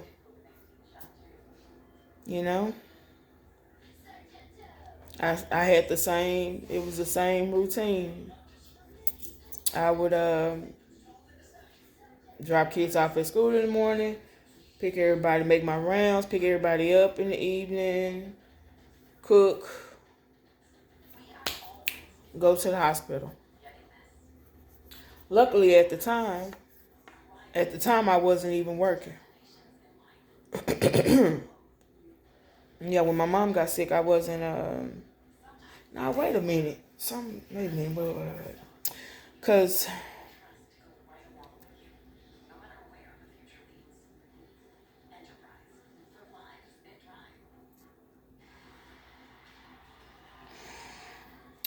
no, I was working.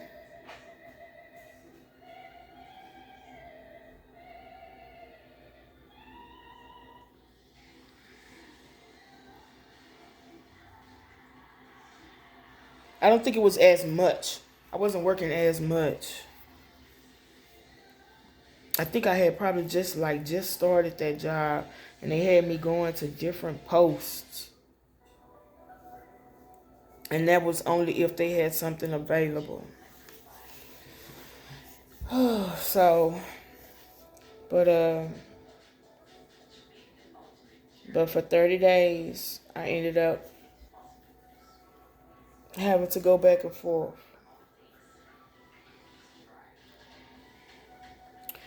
For 30 days, I ended up having to go back and forth to the hospital with her every day. I went up there to sit with her. Um, if it was during the weekday, I would go up there and sit with her during the day up until it would be time for me to go and get my kids, pick them up from school, and pick my husband up from work. And then I get up, do the same routine over in the morning. Um,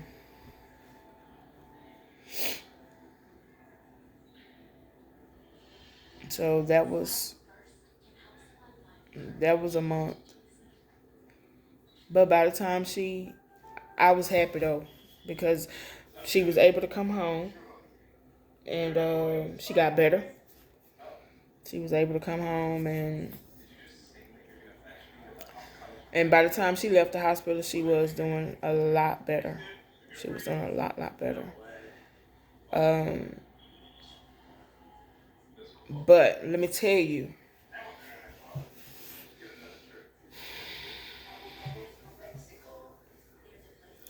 now this is the kicker.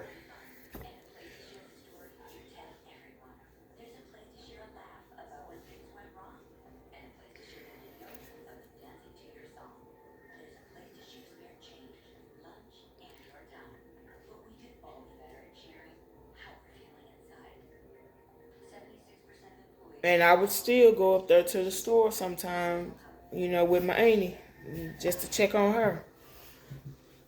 And it's the funniest thing. I forgot to put this in there. put this out there. By them being two Scorpios and two sisters, they would sometimes get mad at me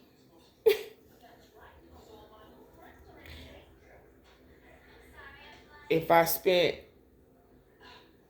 more time with one than the other.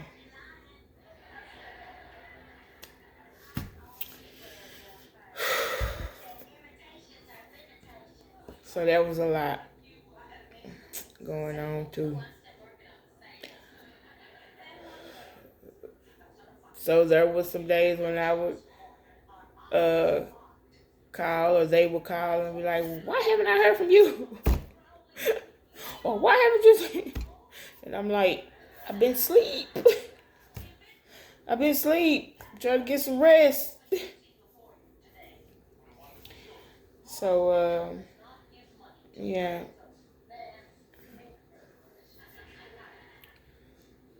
But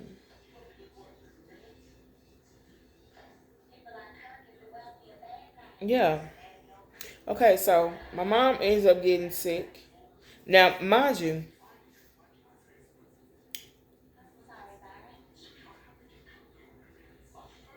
my mom was a nurse.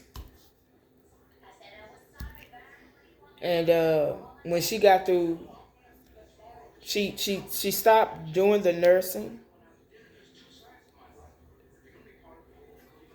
The place that she worked at was a nursing facility, elderly nursing facility. When she stopped working there, was she had to stop working there. It was mandatory for her to stop working. She had to get off her feet due to the fact that she was carrying twins. And these twins, my twin brothers, had they had put so much fluid on my mother. Oh my God. When I tell you my mother did not look the same, she did not look the same. Her face swole up, her arms swole up, her hands, her hands were like when I say swole, I mean like fat, puffy hands. Her legs had done swole up. Like, I would say probably 6 or 7 times. 6 or 7 times the size they regularly were. What I was used to seeing, Her little feet had them puffed up on her real big. She could only wear socks. We could only put socks on her feet. She could barely walk. She got to a point to where she could barely walk, move around and stuff. Because it was 2 of them in there. 2 of them in her little bellies. In her belly. And her stomach was just as big. And they put so much fluid on my mom. My brothers, they put so much fluid on my mother to where she had a extra, like, you could clearly see that she's pregnant. She was pregnant at the time. So you're looking at her stomach, the size that it would normally be for twins. But what I saw, because I had to help her a lot, get around and stuff. She had a whole extra stomach, like below her actual belly. Her belly had done formed. When I say it was formed, it had done took this shape here. Like, this is the top. of her stomach. So you would go around and then come down, and it actually went into a V shape at the bottom. But majority of that V shape, where it was like that at, all of this here down, it was just a big wad of fluid, a lot of fluid. So they put so much fluid on my mother to where, hell, I was her daughter and I didn't even really recognize her. That's how much she had done changed with just having a set of twins. I wasn't used to seeing it. She wasn't even used to seeing it. And after a period of time, she got to a point to where she was like, I don't even want it. I don't really want this shit. But she didn't say shit. Because my mama she wasn't a big cusser. She didn't cuss a lot. Uh, but she was like, yeah, she just like, woo, big. Just swole up. And her poor little legs. Um, like a 10-gallon,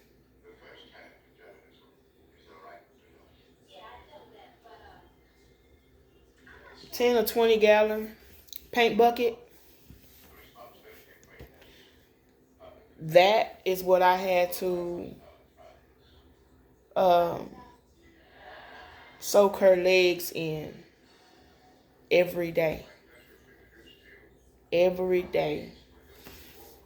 Um, while she was pregnant with the twins.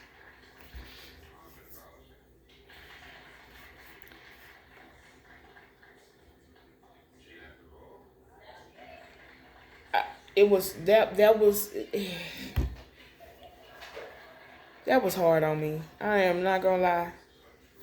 That was hard on me to see going on with her because I was young. I was shit 11.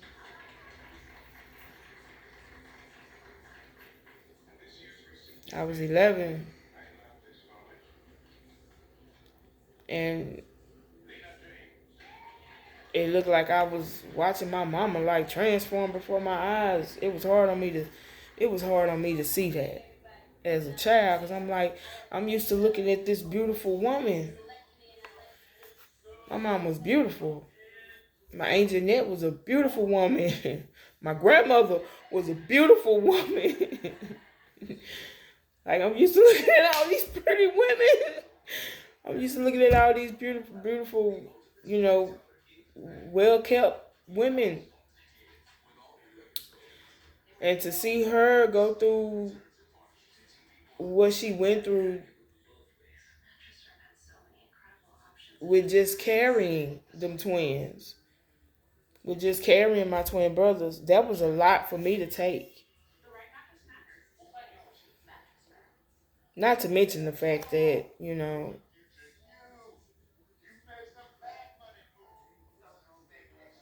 uh, I didn't like her husband. I didn't like their dad.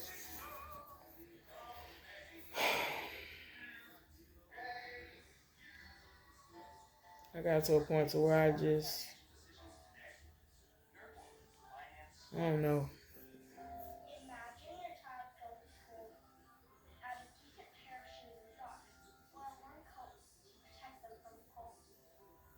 I was feeling like I was on guard.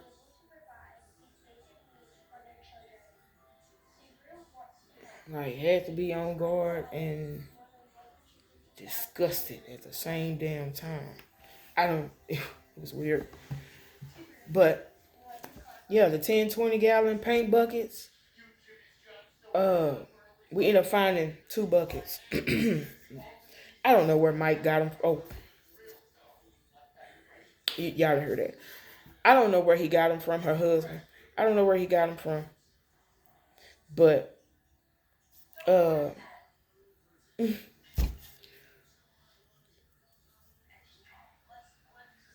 he went and found some.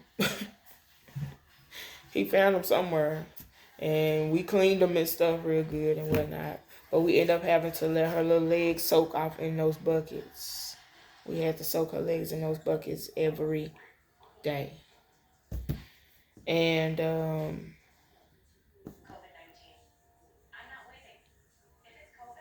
there really wasn't much that she could do. There wasn't much that she could do. She could barely move around. She could barely get around. Like we had to help her get up. If she needed to stand up, she would need help standing up.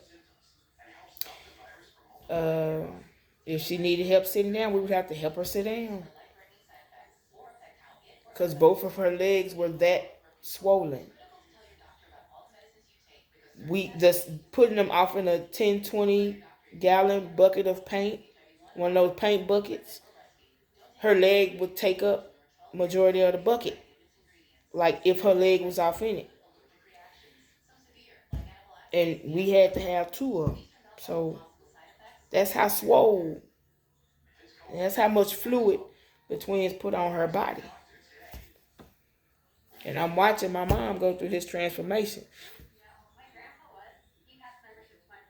while also dealing with my own body, going through the transformation that I was going through.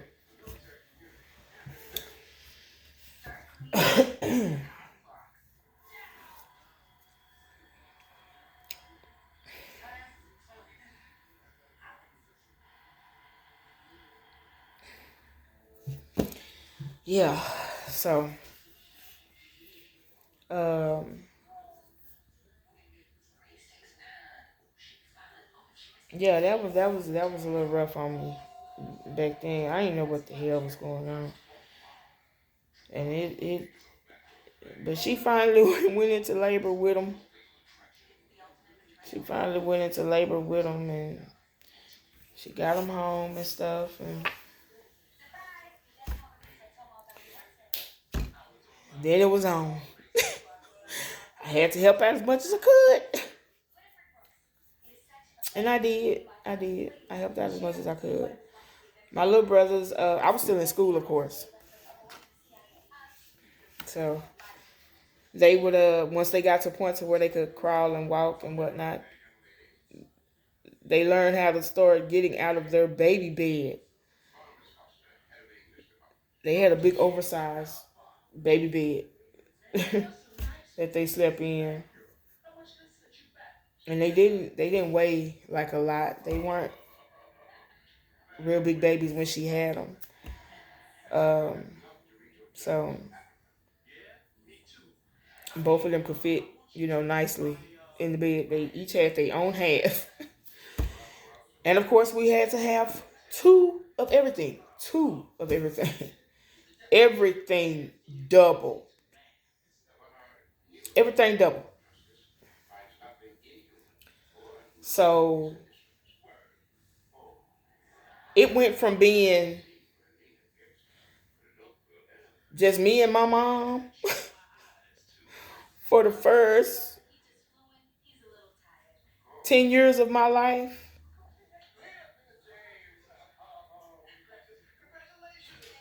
to abruptly being me, my mom, this man, and these twins.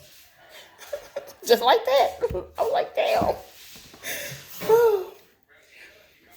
But yeah.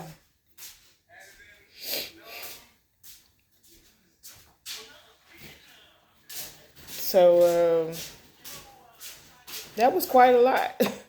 That was quite a lot to go through.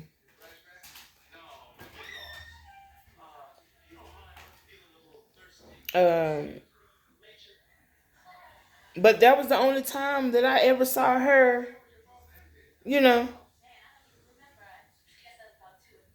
outside of herself. versus what I was used to seeing when she had those twins. And all that fluid that was on her. Yeah, so I was like, dang. But fast forward, um, after I met the guy, after I met this guy, uh,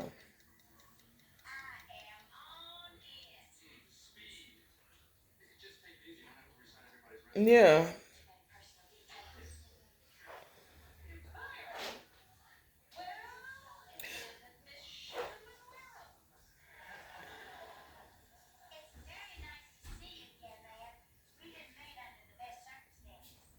it was her first who got sick, and like I was saying, I had to. It was a month period of where me and my daughters were running back and forth to the hospital every day. You know, checking on my mom, making sure she's all right, bringing her food, whatever she wanted to eat. You know, whether it was I know my mom she always liked eating healthy. My mom always liked eating healthy. So therefore, I ate healthy as well. And I always loved fruits and vegetables. Uh, yeah. So, um,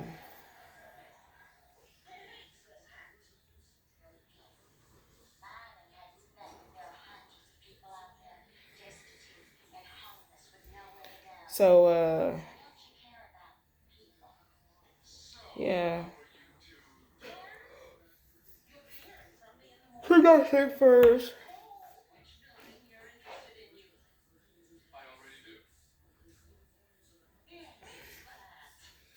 And it was simple. I mean, no, it wasn't simple. But I feel like that took a it kind of took a toll on her body because it just popped up out of nowhere.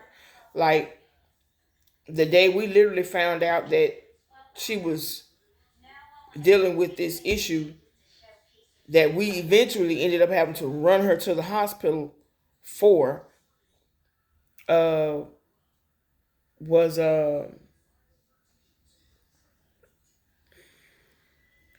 my mom. Mind you, like I said, me and her we talked on the phone.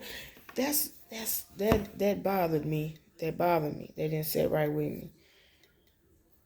But I never said anything to her about it. Mind you, we talked on the phone every night.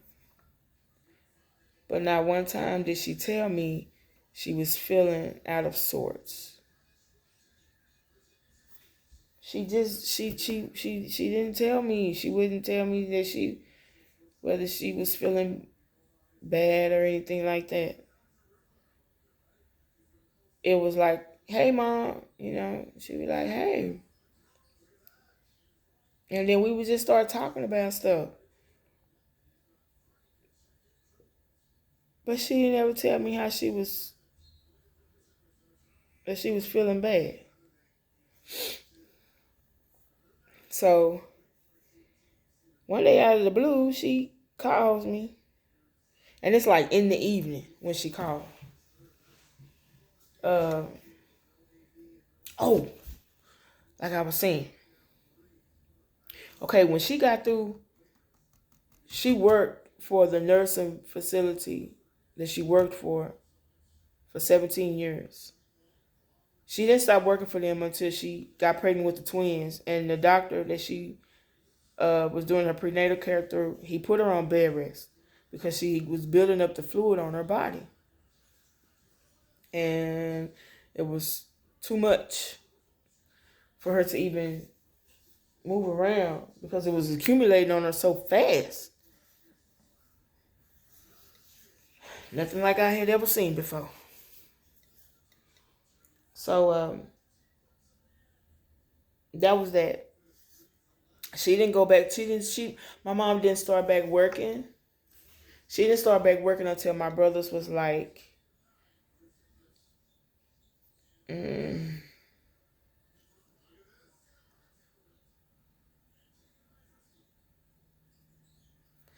I think they might have been like 7 or 8.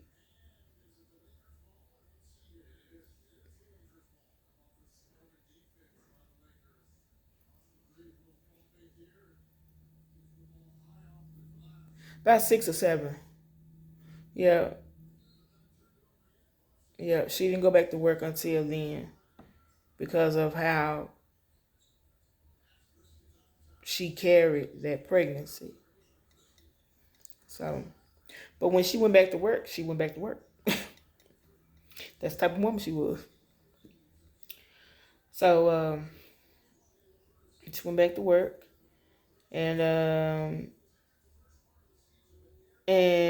doing that type of work. When she went back to work that time, the type of work that she did was working with um,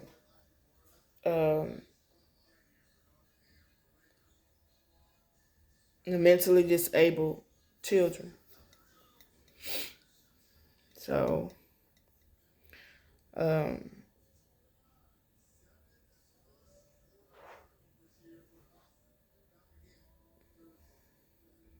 I think it was like a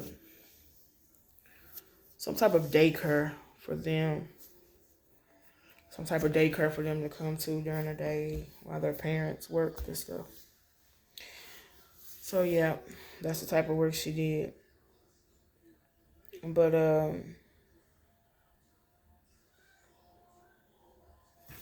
yeah, she did that, and she did that type of work up until she couldn't work no more. Um, she, like I said, she got sick, and she ended up spending a month's time in the hospital. Uh,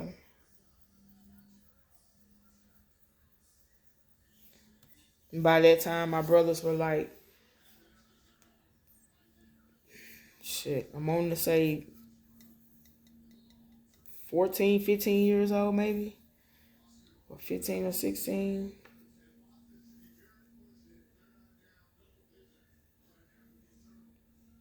Because when that happened, they were still in school too.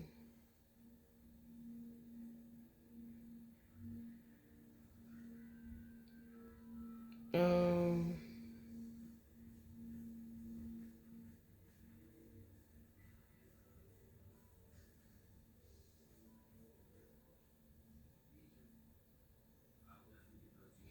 no, wait a minute.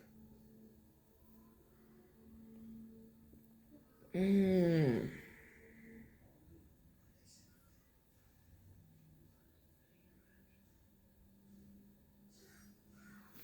I don't know if they were still in school. I think they might have.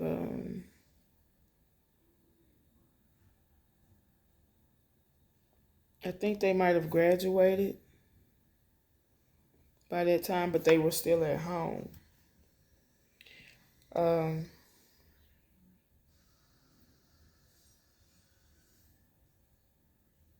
yeah, so she got sick and had to be put out in the hospital for a month. Uh, Now throughout this time, with me dealing with all of that, and looking after, well, just checking on. I wasn't really so much as I wouldn't say looking after, but just checking on my aunt and stuff. Um,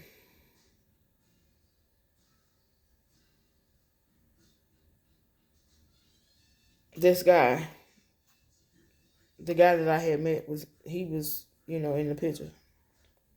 We were talking over the phone and whatnot, and like I said, he was pretty. I didn't. He was pretty, nice. I didn't have to. I wasn't wanting for anything from him. he was offering to help and more than willing to help. Um, well, I needed gas or anything like that. Funny part about it is, I didn't need it. I wasn't asking him for anything because I didn't need anything. I had my own money. So, uh,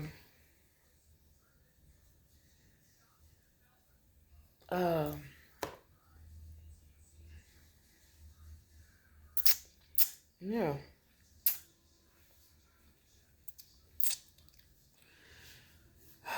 So,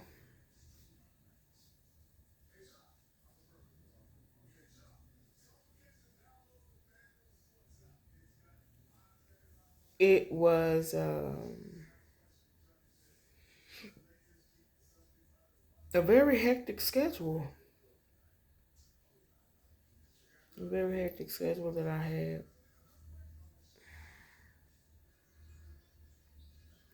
But now this is why this is why.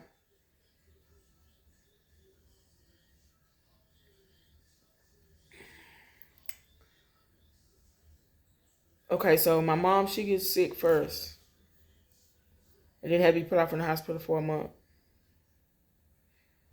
Okay, so we do whatever we needed to do to get her better. Got her better. Um, so I'm doing a lot of going back and forth from Pleasant Grove to Oak Cliff. Pleasant Grove, Oak Cliff.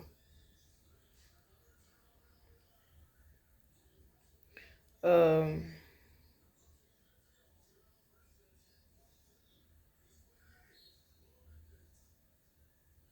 and it wasn't too long after that. My grandmother, she was doing fine. She was doing fine. Her health was not a concern at the time. Like, it wasn't giving us any concerns. So she was all right. Uh,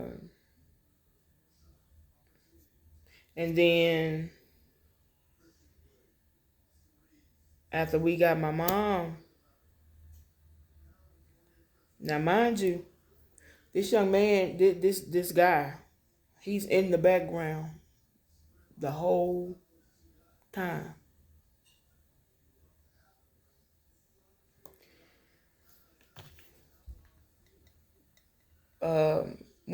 Once we got my mom through that episode, um, the next, I would say the next maybe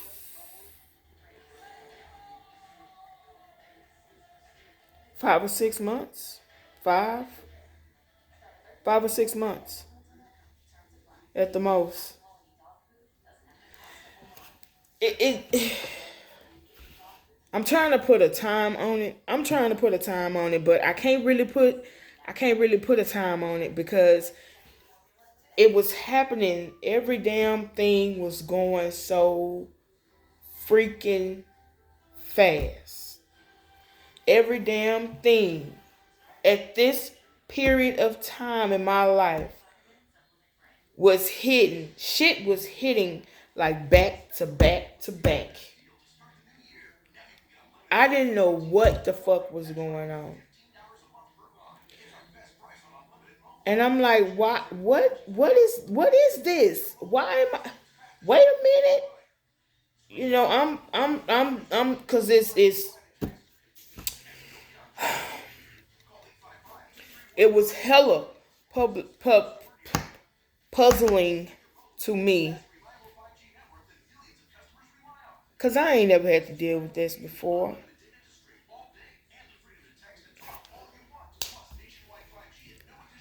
My them two women, they usually took good care of themselves. and ate right. They ate right. They were healthy women. Um, it wasn't up until later that I found out, though. After we got my mom through that episode of her being hospitalized for a month and being put in the hospital. Now, not only was me and my girls by her side, me and my girls, we were there by her side every day that she was in the hospital, for as many hours as I could be each day. Some days I would have to leave my house and go pick up her mama and bring my granny along with us to the hospital, and we would all be sitting up there. And my aunt, she would come up there, whenever she had the time to, because we understood that she worked the night shift. She worked at night. She liked to sleep during the day. And her rest was not to be disturbed. She was that type of person. You do not disturb her rest. If you come to her door knocking during the day, you're likely to get a pot of hot water thrown at you as soon as she opened the door. Yep. Because she did not like her rest being disturbed. But when she was up, she was up, But yeah. Uh, or she just wouldn't open the door for you at all. Or she just wouldn't open the door for you at all. So, yeah.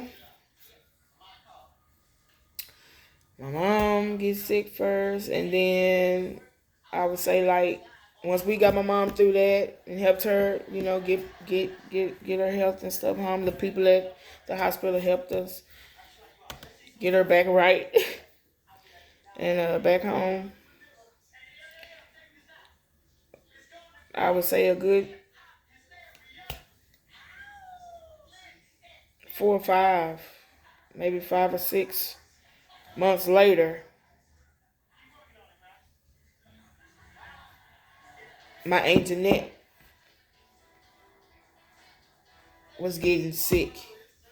And not only was she getting sick, but I was literally finding out.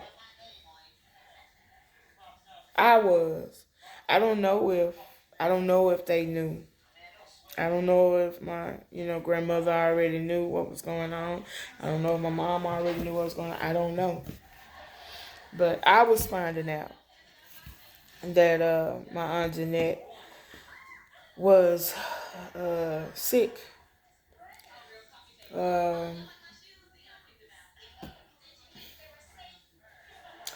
They diagnosed her with having pancreatic cancer, and the crazy part about it is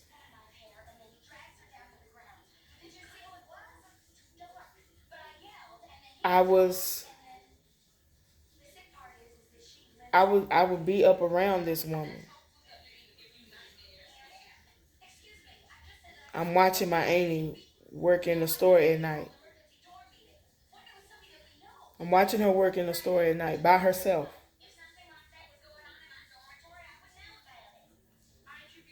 I'm watching her take care of herself. And she has a son. She had a son, her only child. She didn't have any more kids after him. Anytime he needed anything, and he called his mama and asked it from her, if his mama had it, she gave it to him. When she didn't have it, he would call me. If I had it, I'd give it to him.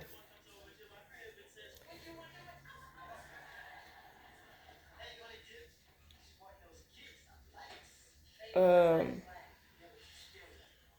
yeah. So those nights when I would be sitting up there at the hospital, I mean, sitting up there at the store with her, and I'm watching her put up, you know, sometimes watching her put up stuff off of a truck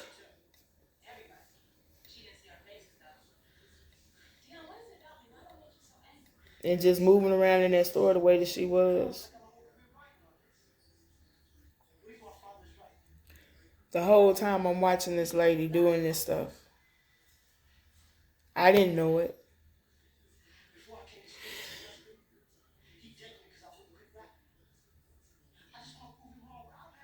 but it hurt me so bad to find out, to later know. It hurt me so bad to later know and find out that she was dying before my eyes, like right in front of me. Like, but she was working. I'm watching her work, move around like it's nothing. I was watching her move around like it was nothing. Like I said,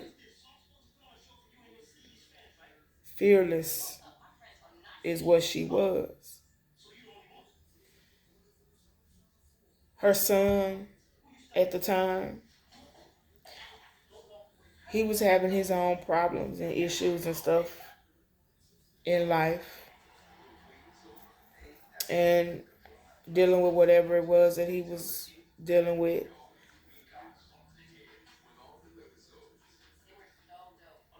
But me and my cousin would sometimes, and mind you, he was my first cousin.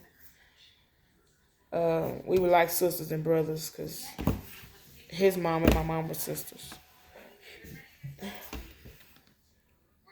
Mind you, sometimes me and him would bump heads. Me and him would sometimes bump heads with each other because of the way that he treated his mother.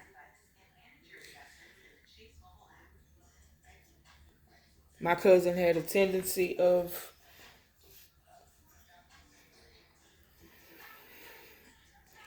he could be real disrespectful at times.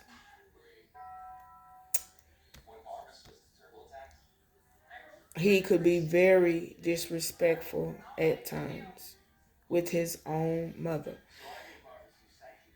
And this is the same woman that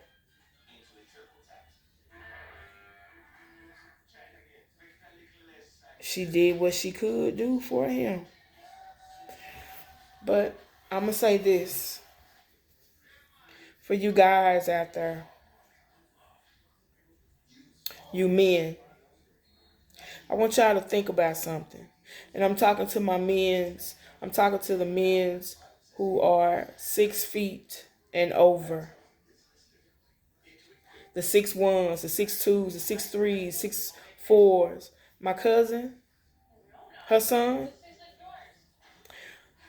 my cousin grew to be 6'3",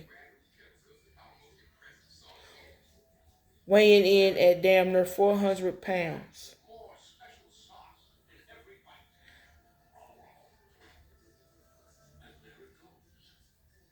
But as we were growing up, me and him,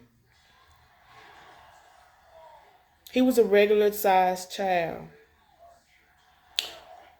between the ages of one, from like 1 to, I would say, 10. 1 to 10.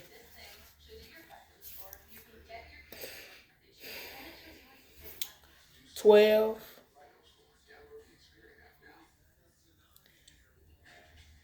I don't know what the hell happened.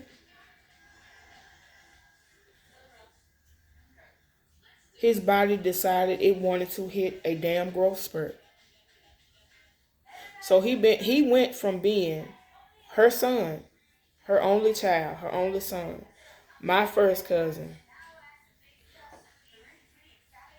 But most people know that he referred to me as his sister. He went from being a regular sized child that was just, you know, short, but he was always on the fat side, little husky side. He was always on the little husky side. And he used to get teased a lot. He used to get teased a lot in school.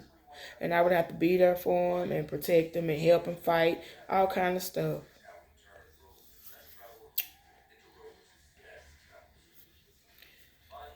But he hit a growth spurt at like the age of 12.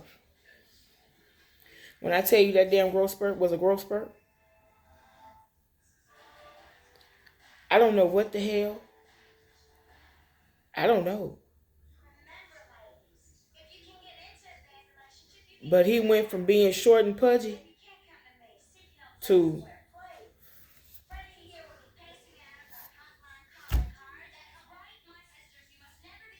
like damn near the height of a grown man. Uh, I was always taller than him. As when we were kids. When we were kids, I was always taller than him. By, like I said, by 12, 13, 14, 15, on up, he shot past me. He shot past me.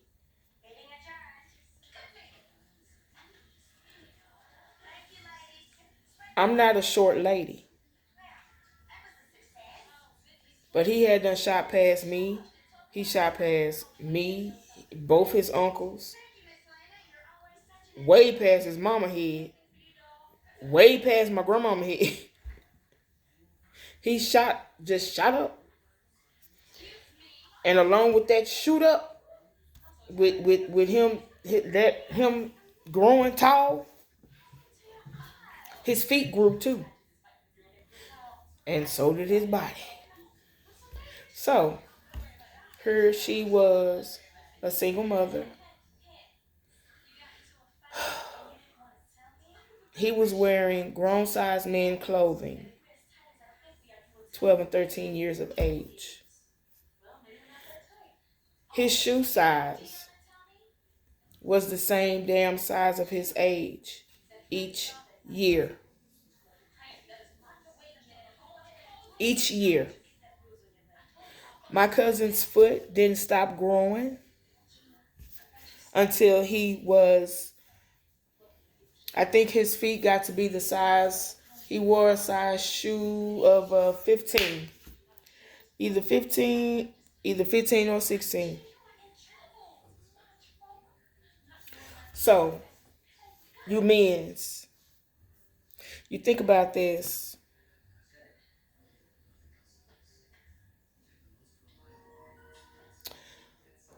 It is very hard on a woman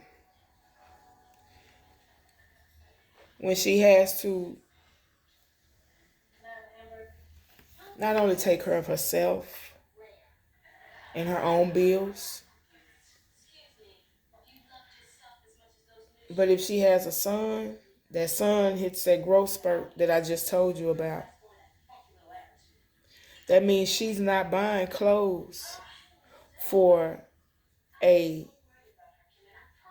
child slash teenager anymore. She's not buying clothes for those that size anymore. She's having to go to the grown men section and buy clothes for her son. Mandatory.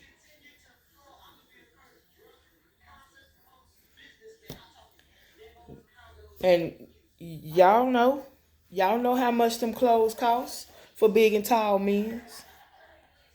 It's not cheap. It's not cheap. And that's just the clothes. We're not going to even get on the shoes. He didn't like wearing cheap shoes. He never wore a pair of cheap shoes. We couldn't shop at Payless for him. There was no Payless shopping for my cousin. Do you hear me? He never had a pair of cheap ass shoes. I did.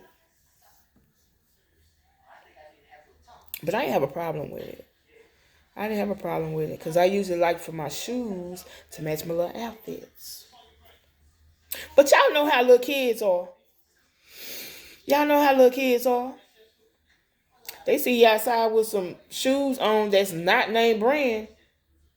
They want to start scoring and talking about you. If you wore glasses, they talked about you. You know, shit like that. Fat. If you were knock kneed, they talked about you.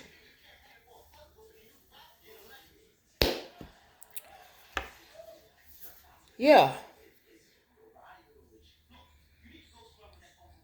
But that's how little kids were. And that's the way my cousin grew up. So there was not ever a point in time where his mother was not there for him. But it got to a point to where I'm just gonna go on and say it. A couple of his girlfriends I wanted to lay hands on. A couple of his girlfriends I wanted to lay hands on because see what you not what some of these females like to do is, and I don't know if it was what they was, I don't know if it's what you're smoking. I don't know. I don't know. I don't know. But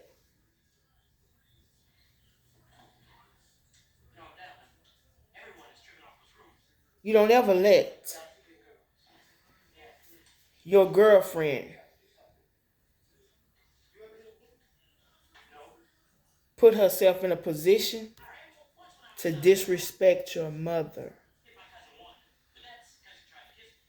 and call your mom out of her name. That's a no-no. You don't do that. Mm-mm. Especially not to the woman that would give you her last when she knew damn well she had a bill of her own to pay. Crazy part about it is that girlfriend of his, she felt like she was in the right.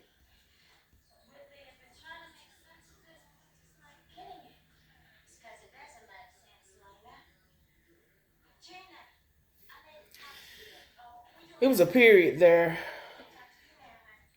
where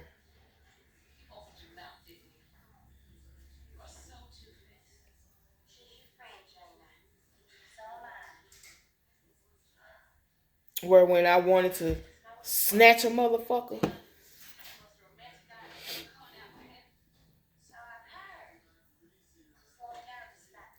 I couldn't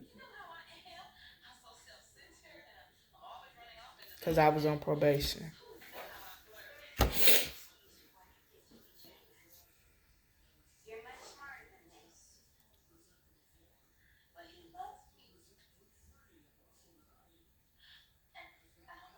But a lot of that disrespect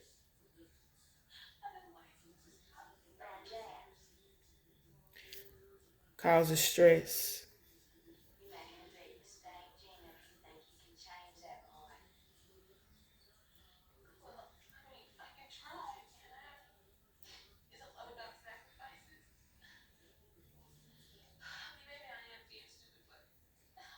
It causes stress.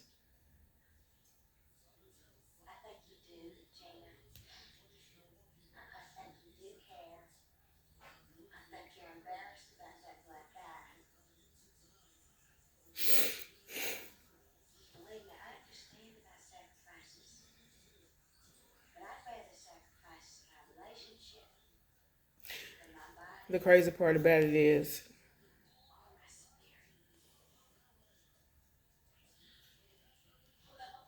he got to a point to where he was just acting like he had hell in him.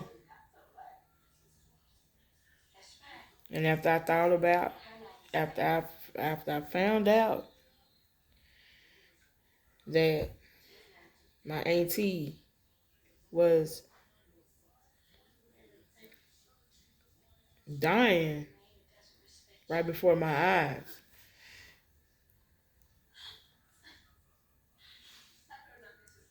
After she passed away,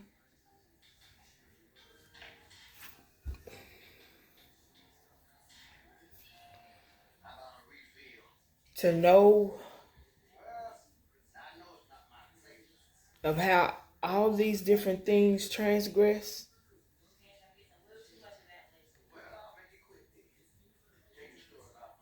over the years, and even the last 2 little years of her life of living, how much stress she was under.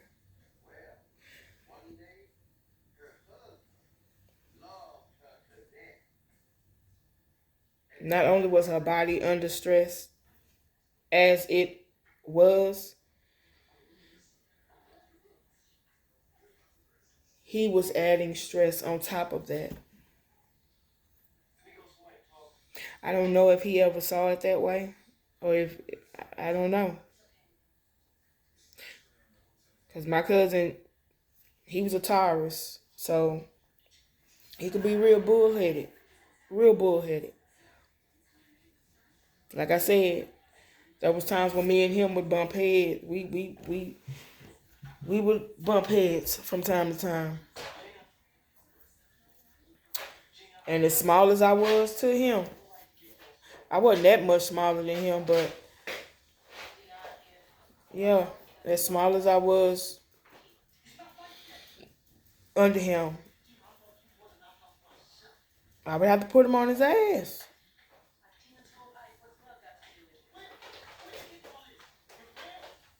Cause I can't I'm not gonna let you handle me.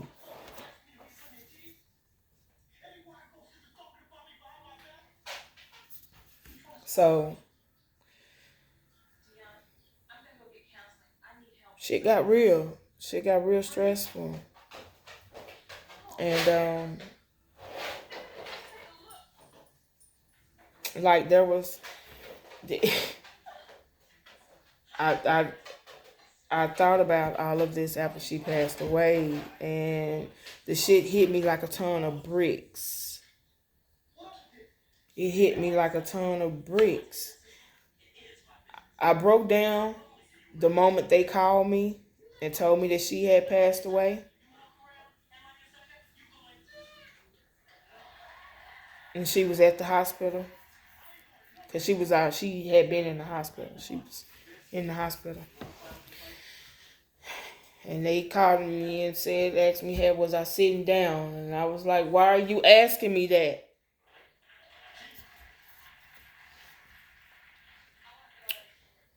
And to hear my grandmother's voice shaking on the phone, I already knew what it was. So I couldn't do nothing more than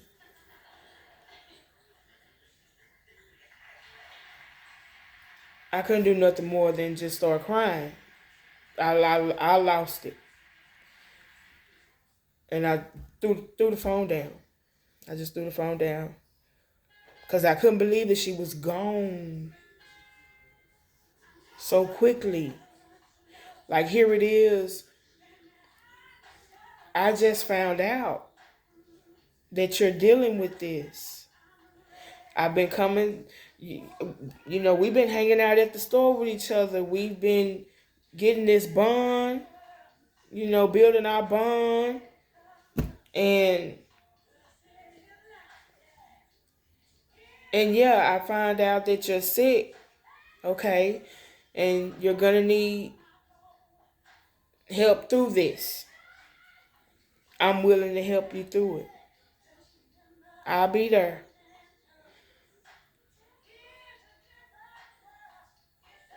At the time, it was transportation.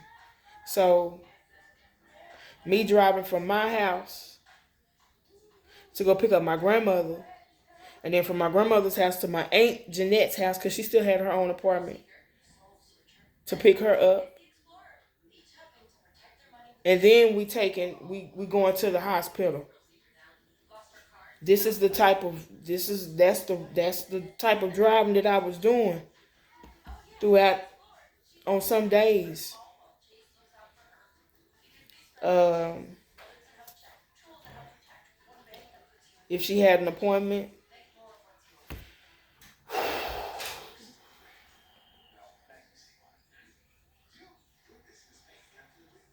um, okay, by this time she on oxygen, so the oxygen place is down the street from where I stayed at in Oak Cliff. So I'm having to, I since it was over there by me, it wouldn't make sense for me to be. It wouldn't make sense for me to be driving to your house, driving way over to my auntie's house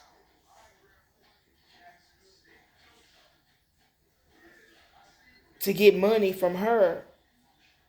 Or hell, even for that matter, driving to my grandmama's house to get money from her. And then driving way back past my house on the other side, other end of my town, on the other end of where I'm at, to buy her oxygen and bring it to her. No, I'll pay for your oxygen. I'll go and get your oxygen tank. I'll pay for that and bring it to you. Anything else you need?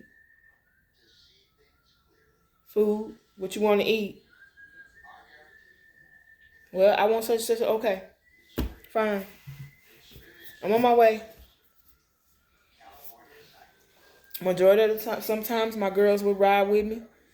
Sometimes they would. Sometimes they wouldn't. Majority of the time, though, they wouldn't. The only time they wouldn't go was if they were like at school or something.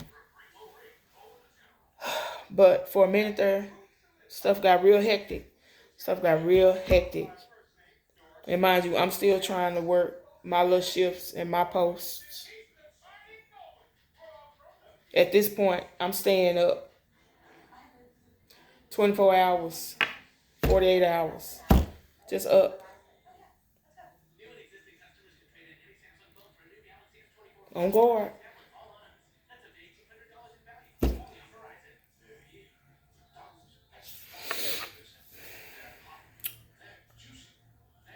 Um,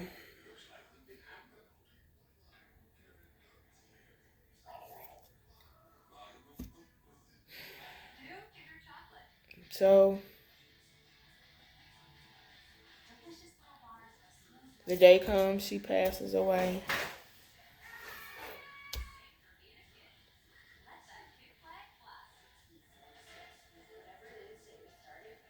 I didn't really know. I was hurt because she was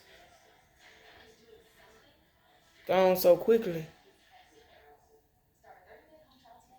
That's what hurt the most.